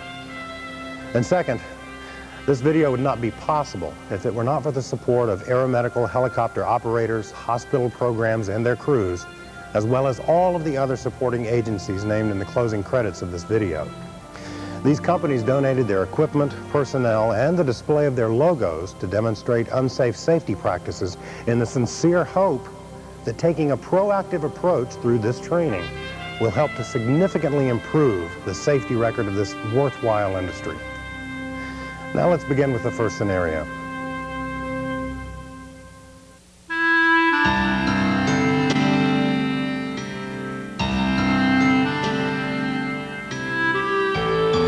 The day begins with Anne, an experienced flight nurse, in her home about to leave for a day shift. As she leaves, she promises her daughter that she will be home that evening to see her dance in a recital. The morning also starts with Skip, the day shift duty pilot, on the phone with his ex-wife. He is promising her that he will be there at 8 p.m. sharp to pick up the kids for their planned week-long camping trip. Skip's ex-wife reminds him that she too has an obligation that evening and would not appreciate him being late. The shift begins with Skip checking weather, which in the morning is VFR with haze, but is forecasted to diminish to IFR conditions by the end of the shift. This is a VFR program based at an airport. Following his weather check, Skip pre-flights the aircraft, while Anne checks all of the medical supplies and equipment on the aircraft along with Paul, a new flight medic who has just completed training during the past 2 weeks. Following the pre-flight activities, Skip, Anne, and Paul join a program staff meeting where the prior month's activity was reviewed. Flights are down, another flight program in the local area is turning up their marketing efforts, and the hospital administration is getting concerned. The day progresses with no flight requests. Skip keeps himself busy reading magazines while Anne and Paul inspect and clean their equipment. The weather has started to deteriorate, and the new forecast continues to support IFR conditions before the end of the shift. By mid-afternoon, the weather has lowered, with rain showers and mist also added to the amended forecast. Skip feels comfortable to call his ex-wife at 4 p.m. to tell her that the weather has lowered to the point that he doesn't expect to fly and sees no problem with him being on time for the kids. Shortly after that call, a flight request comes in for the transfer of the patient from the requesting hospital to a third hospital. Skip checks the weather, and all points are still reporting basic VFR conditions, even though the forecast is for IFR. Skip is a locally familiar pilot who has flown this route many times before, and although the weather has diminished throughout the day, it's still above the minimums for their operation specifications. He's also concerned about their low flight activity and decides that he can fly the trip and be back in time to beat the IFR weather and pick up his kids on time. Anne questions his decision because of the weather and her concern for getting back to make her daughter's recital. Skip assures her he would not accept the flight if he didn't think he could make it all the way home. Paul, the new crew member, offers no opinion on the decision to fly. The helicopter departs the airport for the requesting hospital. The weather during the first leg is as stated in the weather briefing, and they arrive at the referring hospital without difficulty. The patient is loaded into the helicopter and they depart for the receiving hospital. During this leg, the weather has obviously started to deteriorate due to ceilings, haze, and mist. This causes Skip to have increasing concern as to whether the conditions he's observing will worsen before they get home. In addition to attending to her patient, Anne is also becoming concerned about the weather and its possible effect on getting home. The helicopter arrives at the receiving hospital and the patient is unloaded. While the medical crew is delivering the patient to the appropriate location, Skip receives a telephone weather briefing which reveals marginal VFR to spotty IFR conditions in the area and below Skip's personal comfort level. When the crew returns, he briefs them on the current conditions, his concerns, and suggests calling the hospital van to come and get them and leaving the helicopter overnight. Anne immediately becomes very upset and ridicules Skip for his decision to take the flight in the first place, especially when she questioned the weather from the start and reminds him of her promise to her daughter. She argues that if the weather is at legal operations minimums, and he has flown that route many times before, he should at least try it before he gives up. His thoughts also briefly go to the grief he will receive from his ex-wife for being late to get the kids. He looks to Paul for his thoughts, and he simply says he's willing to go along with whatever the other two decide. Rather than continue the argument, Skip agrees to try it, and they depart for the base.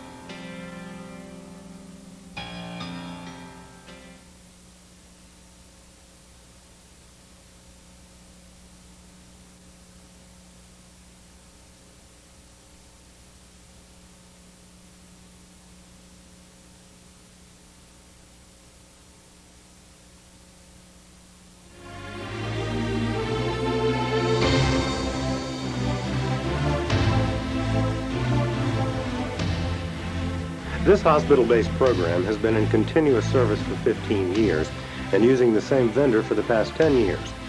Even though both the hospital and the vendor were well respected in their service area for professionalism and response time, the hospital was on a new campaign to bolster its image, and the vendor was doing the same in preparation for contract renewal negotiations about to begin.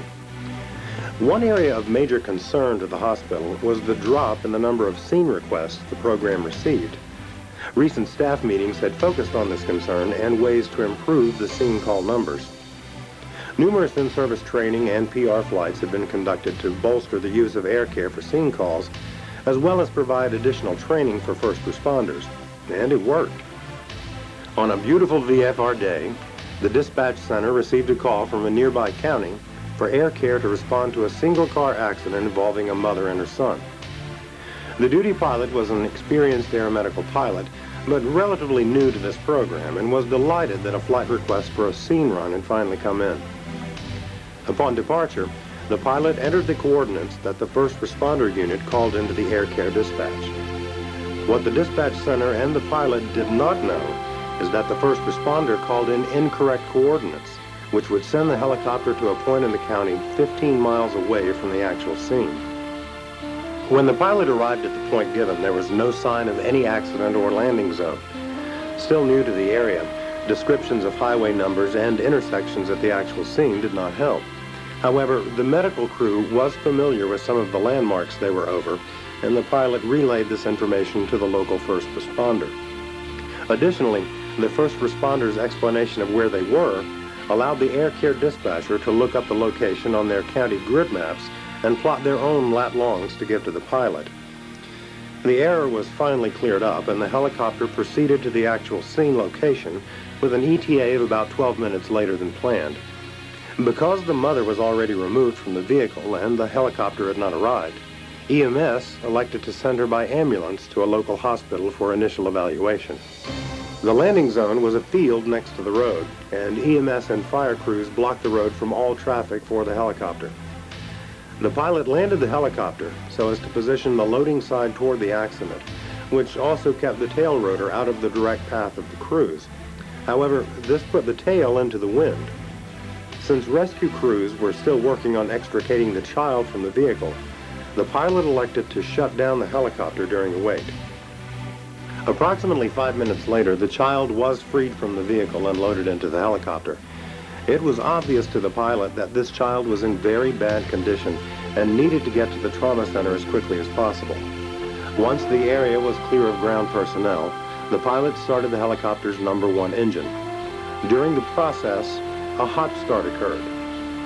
The pilot glanced back at the medical crew to see them frantically working on this critically injured child.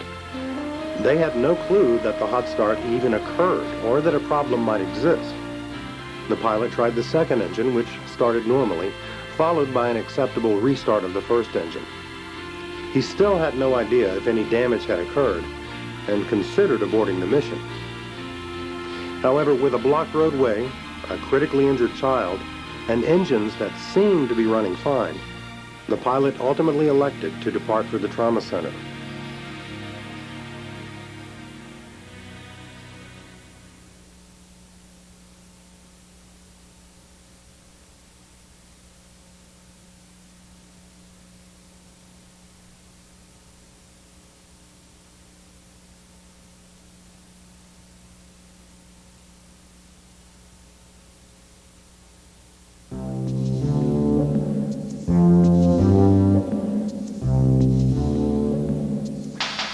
is an experienced aeromedical pilot.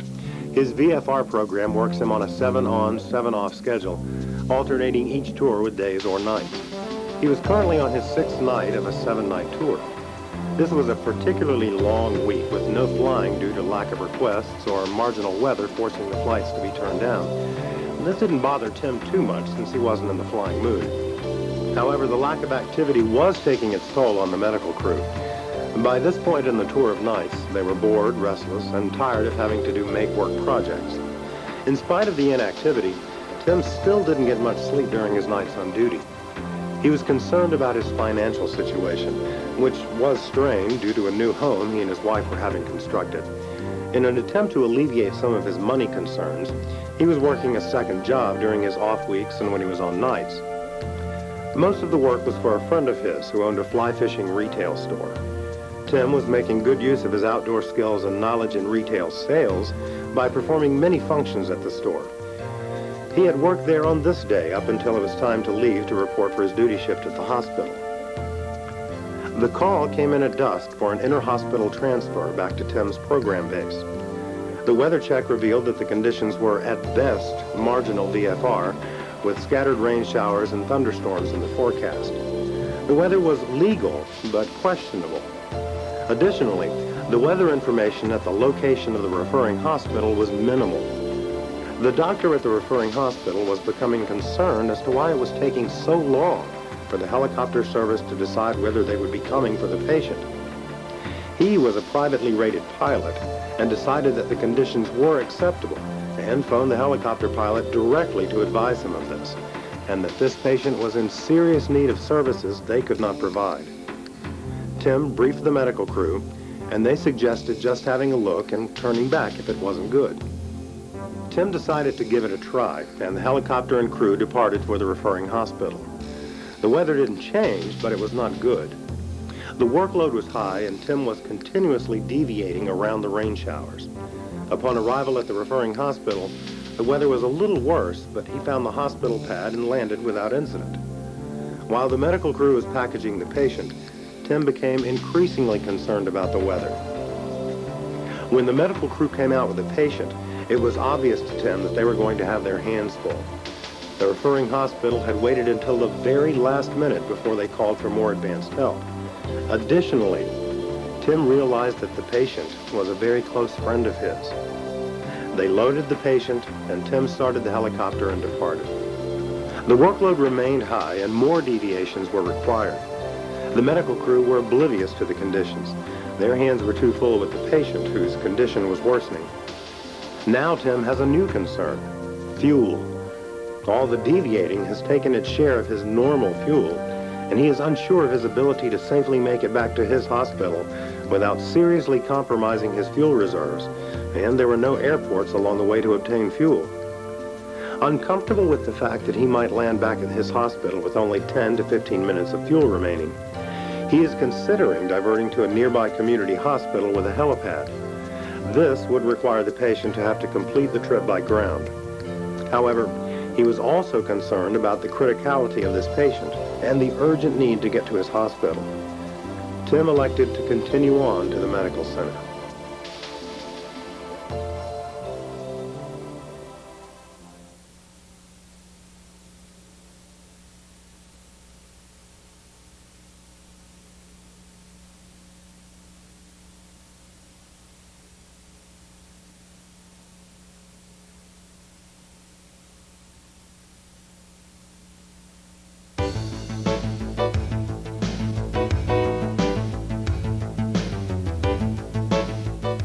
Bobby is a pilot who was recently assigned to a contract that was nearly 20 years old.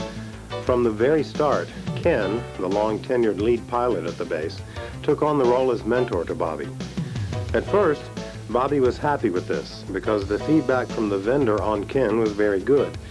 It was also immediately obvious to Bobby that Ken appeared to be the favored pilot of the medical crew.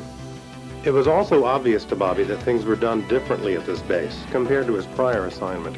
For example, pilots were required to complete a computer form every time they turned down a flight for weather, stating the exact reason and include a copy of the computer-generated weather reports with the form. Ken made a practice of closely reviewing all of the turned-down flight summaries in the computer with the other pilots and sometimes questioned the no-go decisions. He also noticed that the hospital administration required the dispatch center to keep exacting records on each flight, when the call came in, and how long it took for the pilot to start and take off from the time the flight request came in. Additionally, the medical crews were almost all longtime team members and exhibited signs of impatience during Bobby's aircraft starting and pre-takeoff procedures. But what bothered Bobby the most was that during his first month at the base, some of his observations of Ken's actions on shift change were not consistent with the company's safety practices. Ken's pre-flight was minimal. He never observed him draining the sumps, closely inspecting the aircraft, or reviewing the maintenance status reports on the helicopter. He never requested any pass-down information on shift change. Getting into the cockpit after Ken, Bobby would notice that the checklist was almost always misplaced and switches would often be in the incorrect position versus where they should be after shutdown. Recently, one of the newer medical crew members, Dave, who felt comfortable talking to Bobby, expressed that he was uneasy at times when flying with Ken. He explained that Ken seemed to accept flights under worse weather conditions than the other pilots would accept. Also, Ken often likes to fly much lower than the other pilots and seems to not mind going into much more hazardous landing zones for scene work. Finally, there was the time a couple of weeks ago when Ken took another med crew member for a low-level military-style ride in the company's Spare while returning from the maintenance base. This crew member bragged how he got to sit up front while Ken flew low over a field, crow-hopped over trees, flew down a road at treetop level, and did extremely steep bank turns. Dave added that he wanted no part of this type of activity, but was afraid to say anything because he was so new to the program and that the crew member, named John, enjoyed it so much. Not long after this conversation, a flight request came in for a 3-point transfer, and during the deadhead leg home back to the base after the patient was dropped, John tells Bobby that he should do a low-level run to initiate Dave, which hadn't been done yet, and give him a thrill, just like Ken does for all of the new med crew members. Bobby, trying to act like a part of the team he just joined, dropped down lower, but still within company and FAA guidelines. Although Dave had indicated that this was low enough for him, John pushed the issue and challenged Bobby to be as good of a pilot as his boss Ken.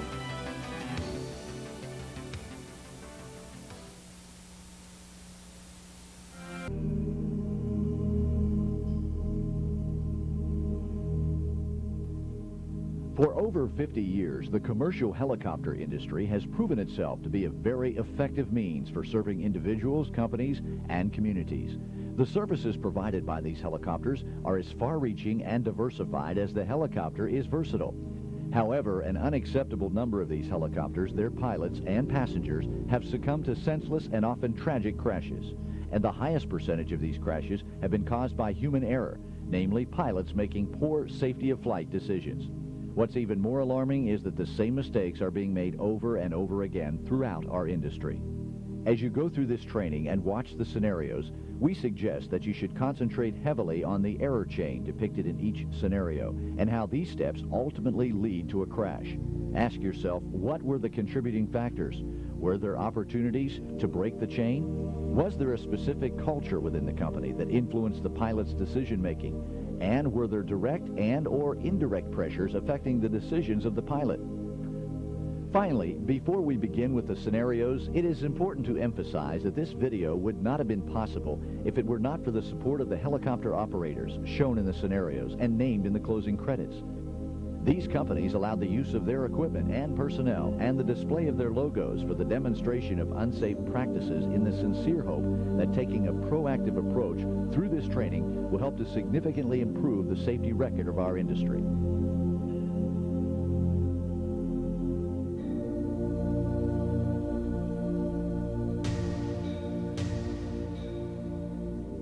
Business was good for this 2-year-old helicopter company. They had made a positive name for themselves, providing sightseeing, photography, and charter service in this large city market.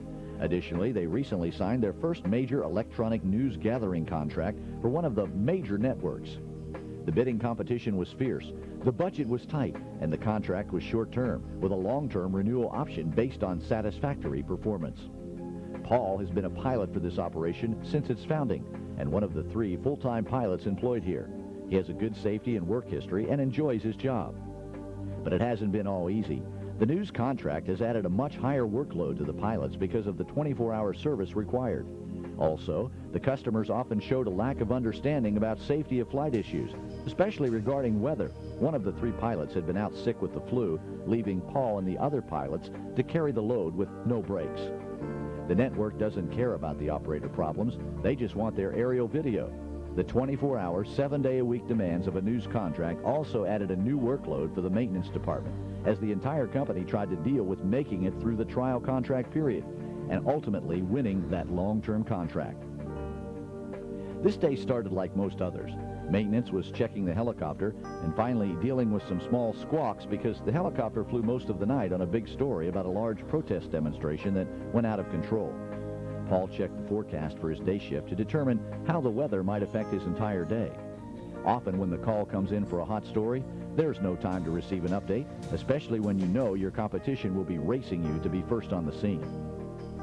Maintenance released the helicopter, but reminded Paul that a replacement fuel quantity sending unit for the one that was acting up the previous night had been ordered, and to watch his fuel consumption carefully. Paul pre-flighted his aircraft and began his flying day with the morning traffic watch flight and covering 2 associated auto accidents. Paul and his camera operator noticed the fuel gauge problem, but they would handle it with more frequent fuel stops. Shortly after the traffic watch duty and a quick refueling, Paul and his crew were back out covering a train derailment and a van fire. When Paul finally had a break in the action, he was immediately recruited to give a safety and security briefing to some local fire department trainees. It wasn't long before Paul and the crew were back out to cover a structure fire and then happened to be on scene for a car chase that ensued. Soon the chase concluded, and as the helicopter was returning to base, they were dispatched to a rescue operation where 3 fishermen were trapped on a jetty due to the rising tide. Paul wanted a quick fuel stop because he wasn't sure about his exact fuel consumed, but the competition was already on the way, and the network on Paul's contract wanted to break into live coverage and told him to get there immediately and preferably first. Paul did arrive first, just in time to transmit video of the first fisherman being lifted into the rescue helicopter. The competitor arrived a couple of minutes later, and they both covered the rescue of the second fisherman. By this time, Paul was really uncertain of how much fuel he had left due to the bad gauge and told his producer that he wanted to return. She became emphatic about him staying on the scene as long as the competition was there and the 3rd victim was rescued. Since the rescue was progressing quickly, Paul decided to stay on scene. The 3rd victim was removed from the jetty.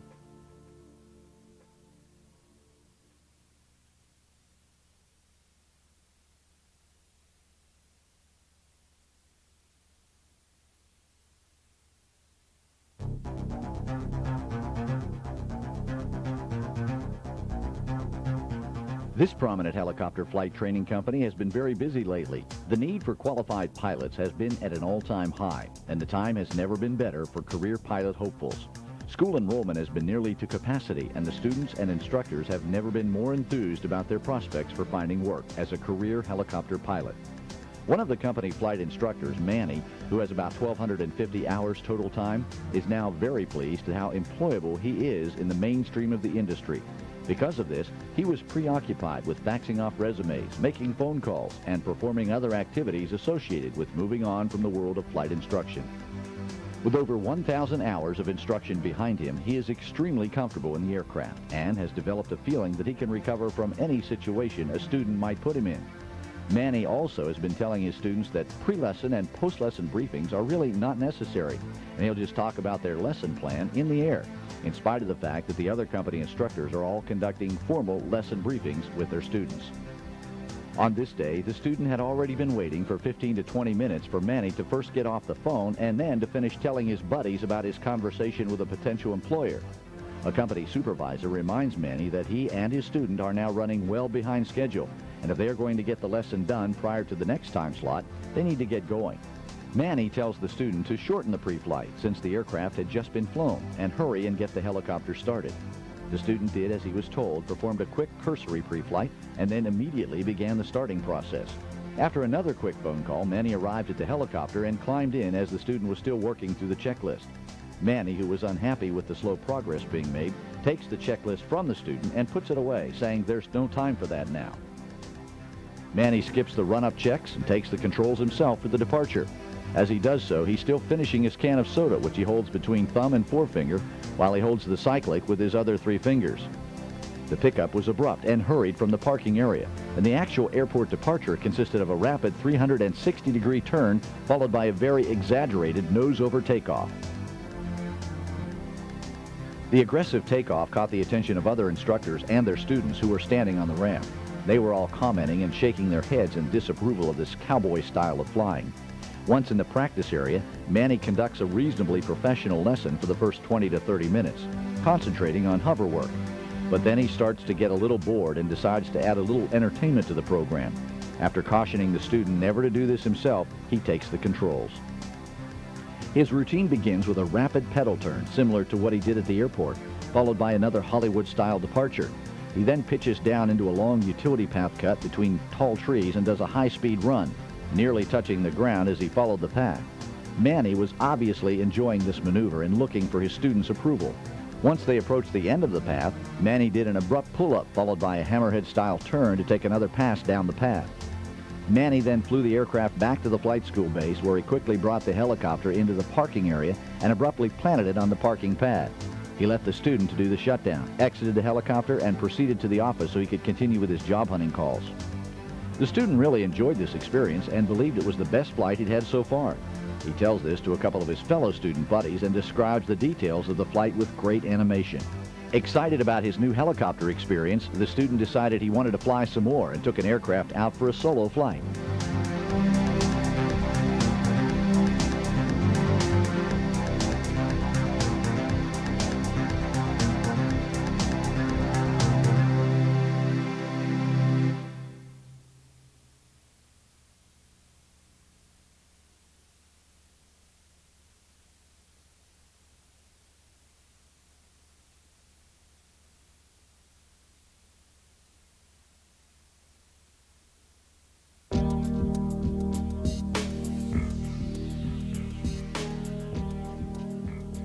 It had been a long hitch for this longtime company pilot, Grady, who was also a training captain and check airman.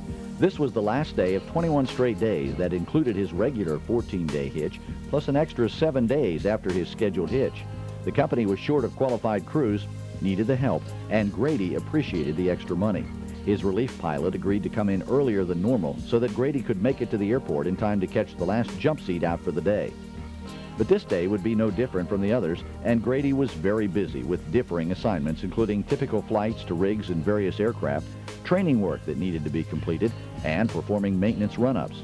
Lunch consisted of nothing more than vending machine snacks, but he was looking forward to going home to participate in a family trip.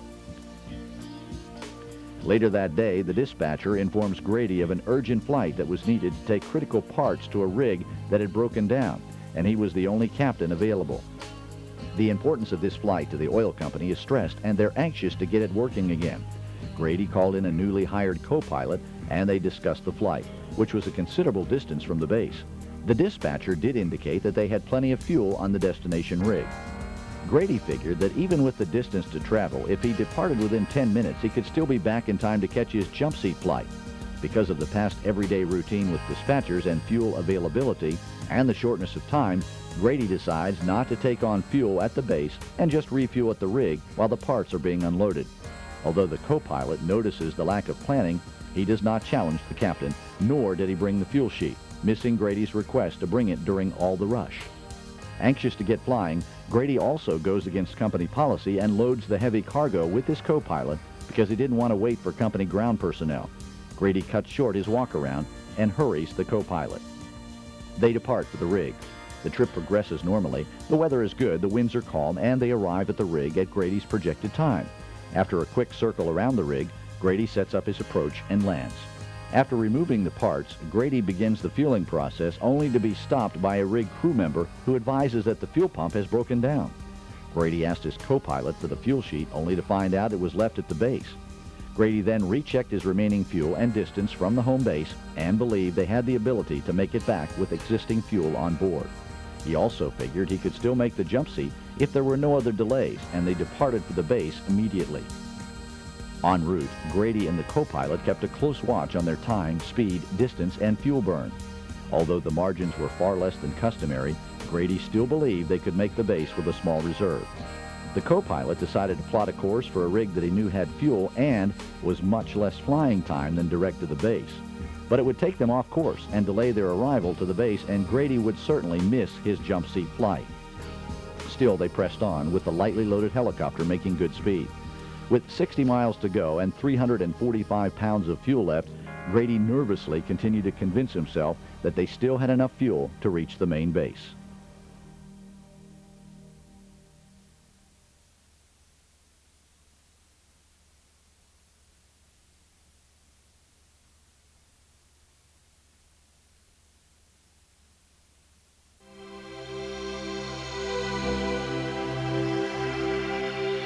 It's midsummer in Alaska and the high season for tourist activity. The cruise ships were in port for the day, and tour flights were fully booked at this helicopter tour operation, which has begun its second season in business. Their business is a popular one because not only do they offer flight seeing over spectacular mountains, glaciers, and ice falls, they also combine the flight seeing with dropping their passengers on the glacier for trekking and camping. Although the tourists enjoy anything the helicopter company provides, the pilots especially enjoy the opportunities to get deep into the higher country, which is often restricted when the weather is low.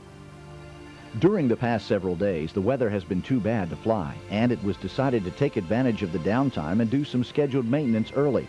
However, on the following day, the weather unexpectedly began to improve, and the maintenance crews were immediately under pressure to get the work completed in a much shorter time period than originally anticipated so as not to miss any flights. An hour before the first group is scheduled to be picked up at the dock, the Air Tour Company dock representative arrived to meet the shore excursion manager from the ship to coordinate the day's departures. Due to the marginal weather and the reports of cancellations for the last several days, the shore excursion manager makes it clear if there's any likelihood the group will not be able to fly, she would rather reschedule them on another activity. The shore excursion manager also mentions that the other helicopter company that offers flight seeing trips for the ship's passengers is flying. After more assurances from the Air Tour Company representative, the group leaves the dock for the heliport. The group arrived at the heliport where they are outfitted and briefed for their glacier flight and trek. Dispatch is concerned that the next group is scheduled to leave town shortly, and they need to let the dock rep know if she should send them out or not. The shore excursion manager from the ship wants to know if the first group is going to fly on time, and threatens to cancel the rest of the departures and book her passengers on other trips if the tour flights aren't going to proceed as scheduled. The pilot, Jason, reminds the mechanic of the tight situation, and the final stages of the work is completed in a rush, and the aircraft is put back online in time for the tour flights. The shore excursion manager is informed to continue sending the groups, and the flights would proceed. The first group boards the helicopter. Jason does a cursory walk-around and then departs for the first of many scheduled tours. The flight began well, but the weather began to worsen with lowering ceilings and rain present. As the flight continued, the weather didn't change. However, an occasional small vibration in the pedals did get Jason's attention, but the passengers were engrossed in the ride, so he decided to continue the flight and have maintenance check it out upon return. Additionally, Jason, having been bored with not flying for days, decided to go to a special site in the higher country that he knew would really thrill his passengers, and it would be fun for him. As he got closer to the site, he encountered weather that caused more concern about terrain obscuration and whiteout possibilities. But he had promised his passengers to take him to this site and didn't want to back out on his announcement. His tail rotor pedals had settled down, and since he knew this area well and the landing zone was just over the next ridge, Jason decided that he could probably deliver on his claim to get to this special landing spot.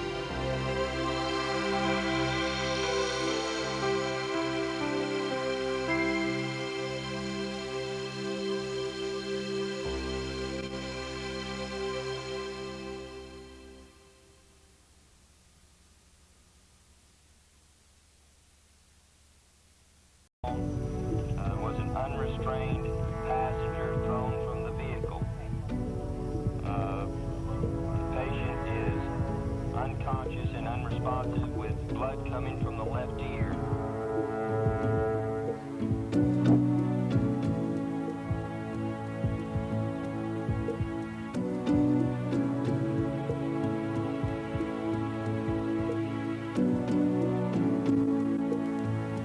For nearly half a century, helicopters have been instrumental in saving lives due to their versatility and point-to-point speed.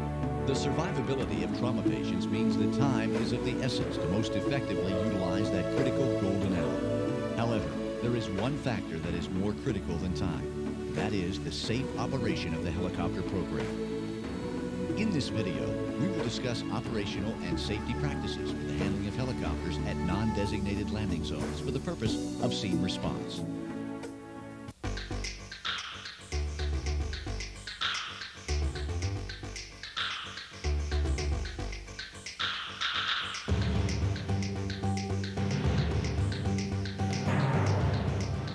Utilizing helicopters for scene response requires consideration of distinct areas for planning and execution.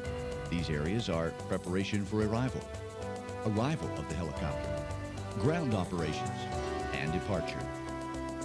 In the preparation stage, the important areas of consideration include the initial notification of the helicopter service and the actual selection and setup of the landing zone. Notification is usually the responsibility of the emergency medical service provider or law enforcement agency. The activation of the helicopter service should be considered any time an event occurs in which EMS or law enforcement believes that major indications for transport may be involved. You should familiarize yourself with the specific indications for the helicopter transport service that you typically utilize. However, some services may not accept patients due to safety and medical restrictions, which may include patients contaminated with radioactive or other chemical materials unless they've been properly decontaminated, patients that are violent, combative, or in custody unless they can be physically or chemically restrained, and patients that have CPR in progress. At the first indication that the helicopter service may be needed, it is important for the contacting agency to immediately relay the location of the scene so that the communication specialist can begin to plot latitude, longitude, direction and distance, and the pilots can perform the necessary weather checks in the event the weather is marginal. By doing this, valuable time is saved in the event the helicopter is ultimately needed. Upon confirmation by the contacting agency that the helicopter service is required, the helicopter will depart for the scene location. By this time, the contacting agency should have provided the communication specialist with the specific information required by that program. This information normally includes the number of patients, the approximate age of the patient, the mechanism of injury, if any hazmat operations are involved, and the radio frequency and identification of the LZ coordinator. Whenever possible, avoid the use of common frequencies and open PLs. This will keep radio interference to a minimum. Additional helpful information could include type of injuries, vital signs, and treatment initiated. If the contacting agency believes that more than one helicopter service will be needed, it is recommended that you allow the Helicopter Services Communication Center to coordinate this operation to avoid confusion and possible safety hazards. Preparation for the arrival of the helicopter service also includes the establishment of a safe landing zone. Critical to the setup of a safe and effective landing zone is the quick establishment of a trained landing zone coordinator. Only one individual should be delegated as the LZ coordinator. This individual should have the responsibility and authority to oversee and instruct the operations of all ground crews in accordance with their local helicopter services safety procedures. The LZ coordinator should also be the sole individual responsible for radio communications with a helicopter during arrival and departure. Here are the key items when considering a specific location as a landing zone: its proximity to the scene and accessibility, the size of the landing zone, the landing zone surface and degree of an existing slope, and any hazards in the landing vicinity. Although it is important to have the proximity of the LZ as close to the scene as possible, the LZ must allow for unrestricted accessibility, not only for the helicopter service, but for the ground crews as well. If the LZ coordinator determines that any surface restrictions such as fences, ditches, or soft ground will impede safe movement to and from the helicopter, another LZ should then be selected. Spilled fuel or broken glass can cause a significant safety hazard due to rotor wash, and therefore the LZ should be established well clear of these or other material hazards. Most helicopter services require a landing area of approximately twice the length and twice the width of the specific helicopter being used. However, the area surrounding the landing zone should be as large as possible to allow the pilot safe arrival and departure angles and room for maneuvering and avoiding obstacles. This is especially important for night operations. The surface of the landing area should be as firm and level as possible, with a slope of no more than that specifically indicated by your local helicopter service. Paved lots or trimmed firm fields make the best landing surfaces. Common landing zone hazards include wires and poles, towers, and trees. When surveying a landing zone for possible flight hazards, we suggest that the LZ coordinator use the 45-degree test.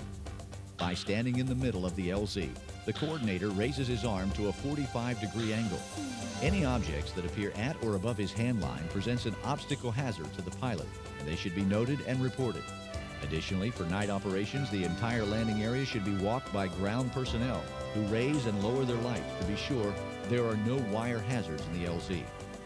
The pilot should also be advised of significant surrounding features, such as tall transmission towers and water tanks, not only as a safety precaution, but to help the pilots in locating the landing zone as well. When using a GPS to determine the coordinates of the LZ, it is important that the GPS unit is cleared before a reading is taken, and that the reading is obtained while standing in the middle of the landing zone, away from any obstructions. These coordinates should be obtained and relayed to the communication center as soon as possible so that the pilots can establish the most accurate course. GPS readings obtained from inside a vehicle or standing next to a vehicle or other obstruction will most likely be incorrect. A compass should be used to accurately orient the LZ coordinator and pilots to the setup of the LZ, as well as the direction of the wind. The actual setup of the landing zone should begin with the LZ coordinator issuing ground crew assignments. Emergency vehicles should be placed at the perimeter of the landing zone, as well as under any wires with their lights flashing. Determine whether the use of items such as flares, smoke, crime scene, or caution tape to mark the LZ are accepted practices by your helicopter service. The LZ coordinator or a person assigned by him should stand at the point of desired touchdown with their arms raised and with lighted wands at night. For night operations, the vehicles should be pointed towards the touchdown point, with their headlights on high, so as to form an X with the center at the point of desired touchdown. If available vehicles are limited in number, 2 vehicles pointing their headlights into the wind towards the center of the LZ is acceptable. As many flashing lights as possible should be used to aid the pilots in locating the landing zone, especially at night. Although ground crews may be able to see the helicopter approaching from a considerable distance, ground clutter and conflicting residential lighting usually prevents the pilot from spotting the LZ until much closer in. If available, blue law enforcement lights are especially effective in helping to locate an LZ. The landing surface and surrounding area should also be inspected and cleared of any debris prior to the helicopter's arrival.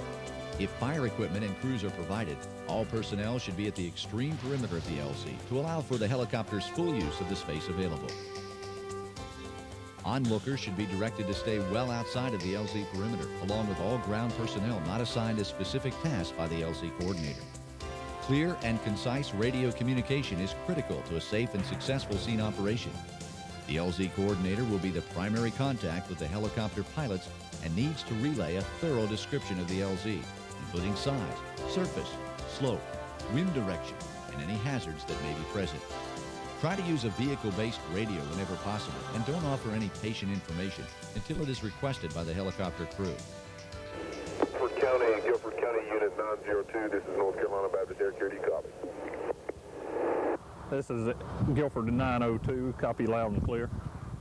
Roger, sir, good afternoon. We're about 10 minutes out from the LZ. Wonder if you had LZ information at this time, sir.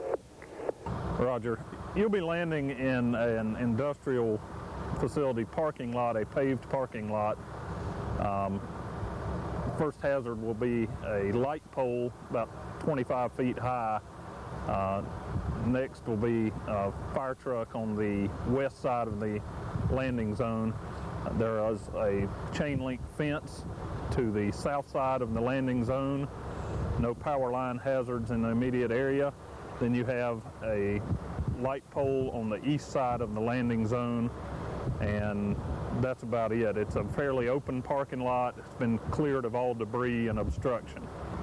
The winds are from the north at about 15 miles an hour.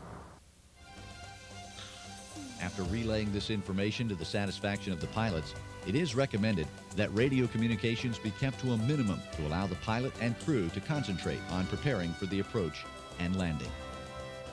Should the LZ coordinator make audio or visual contact with the helicopter, he should advise the pilots and issue any corrective action the pilot may need to take to find the LZ.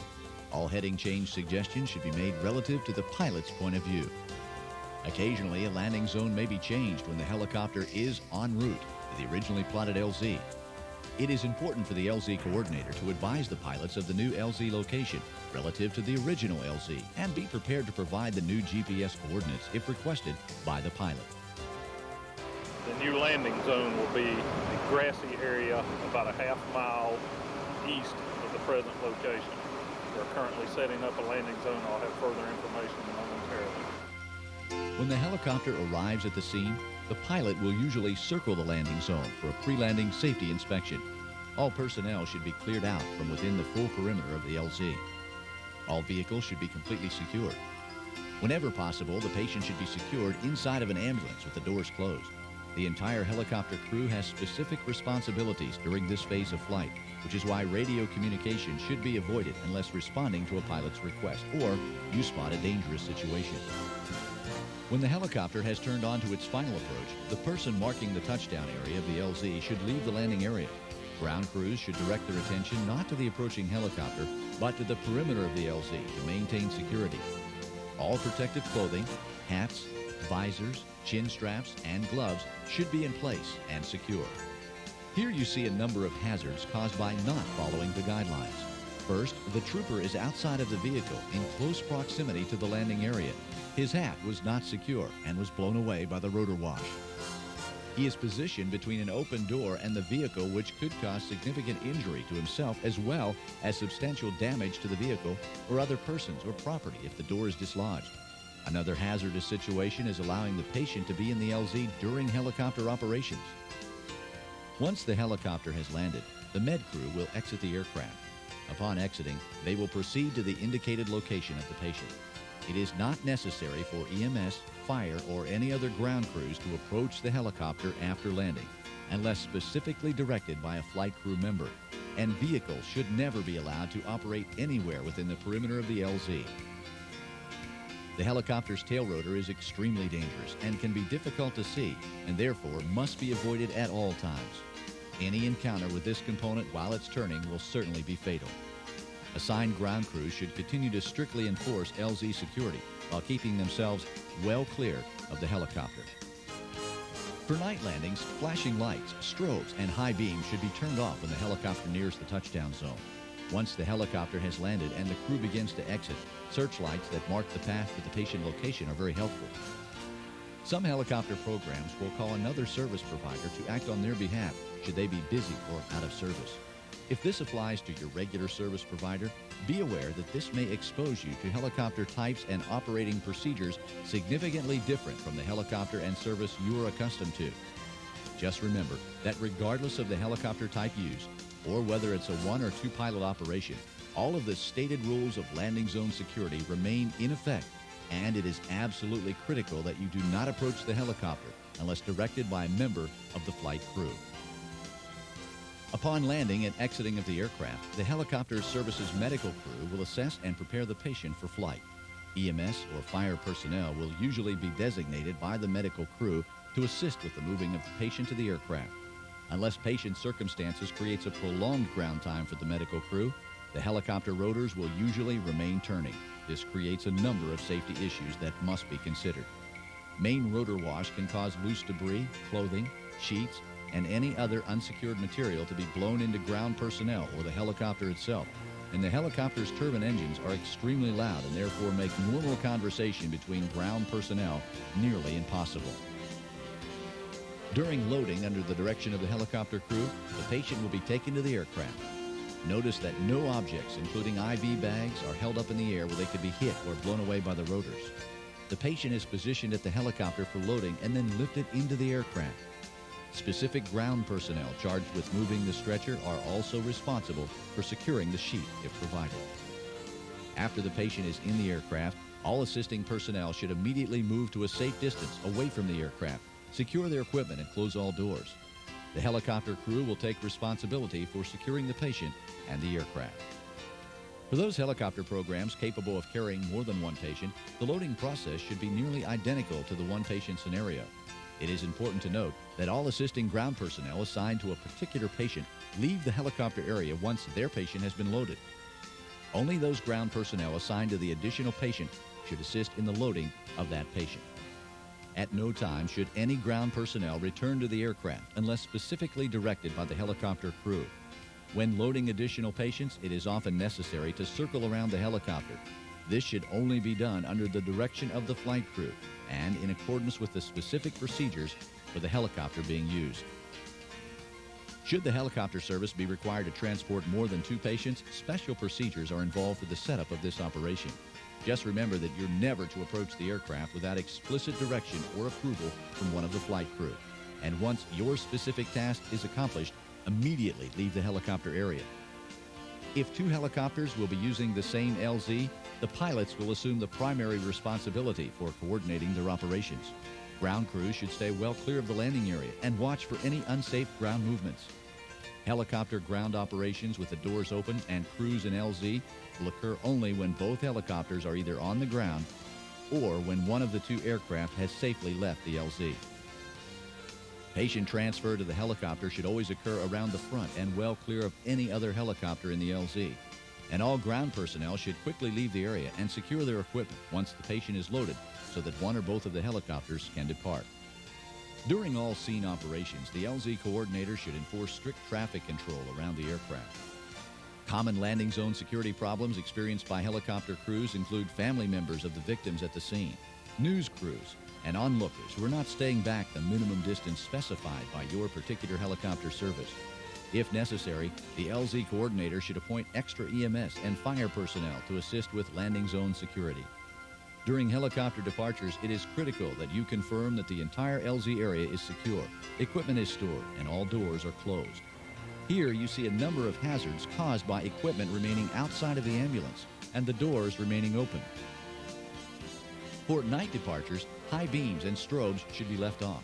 The flashing lights used to mark hazards should remain on. Do not attempt contact with a helicopter during departure unless a safety hazard is observed. The #1 priority of any helicopter service is safety. Scene work is the area of operations where EMS helicopter programs are most exposed to unexpected hazards. By following the guidelines outlined in this video and specified by your particular helicopter service, you can be most effective at helping that service minimize the risk of scene response hazards.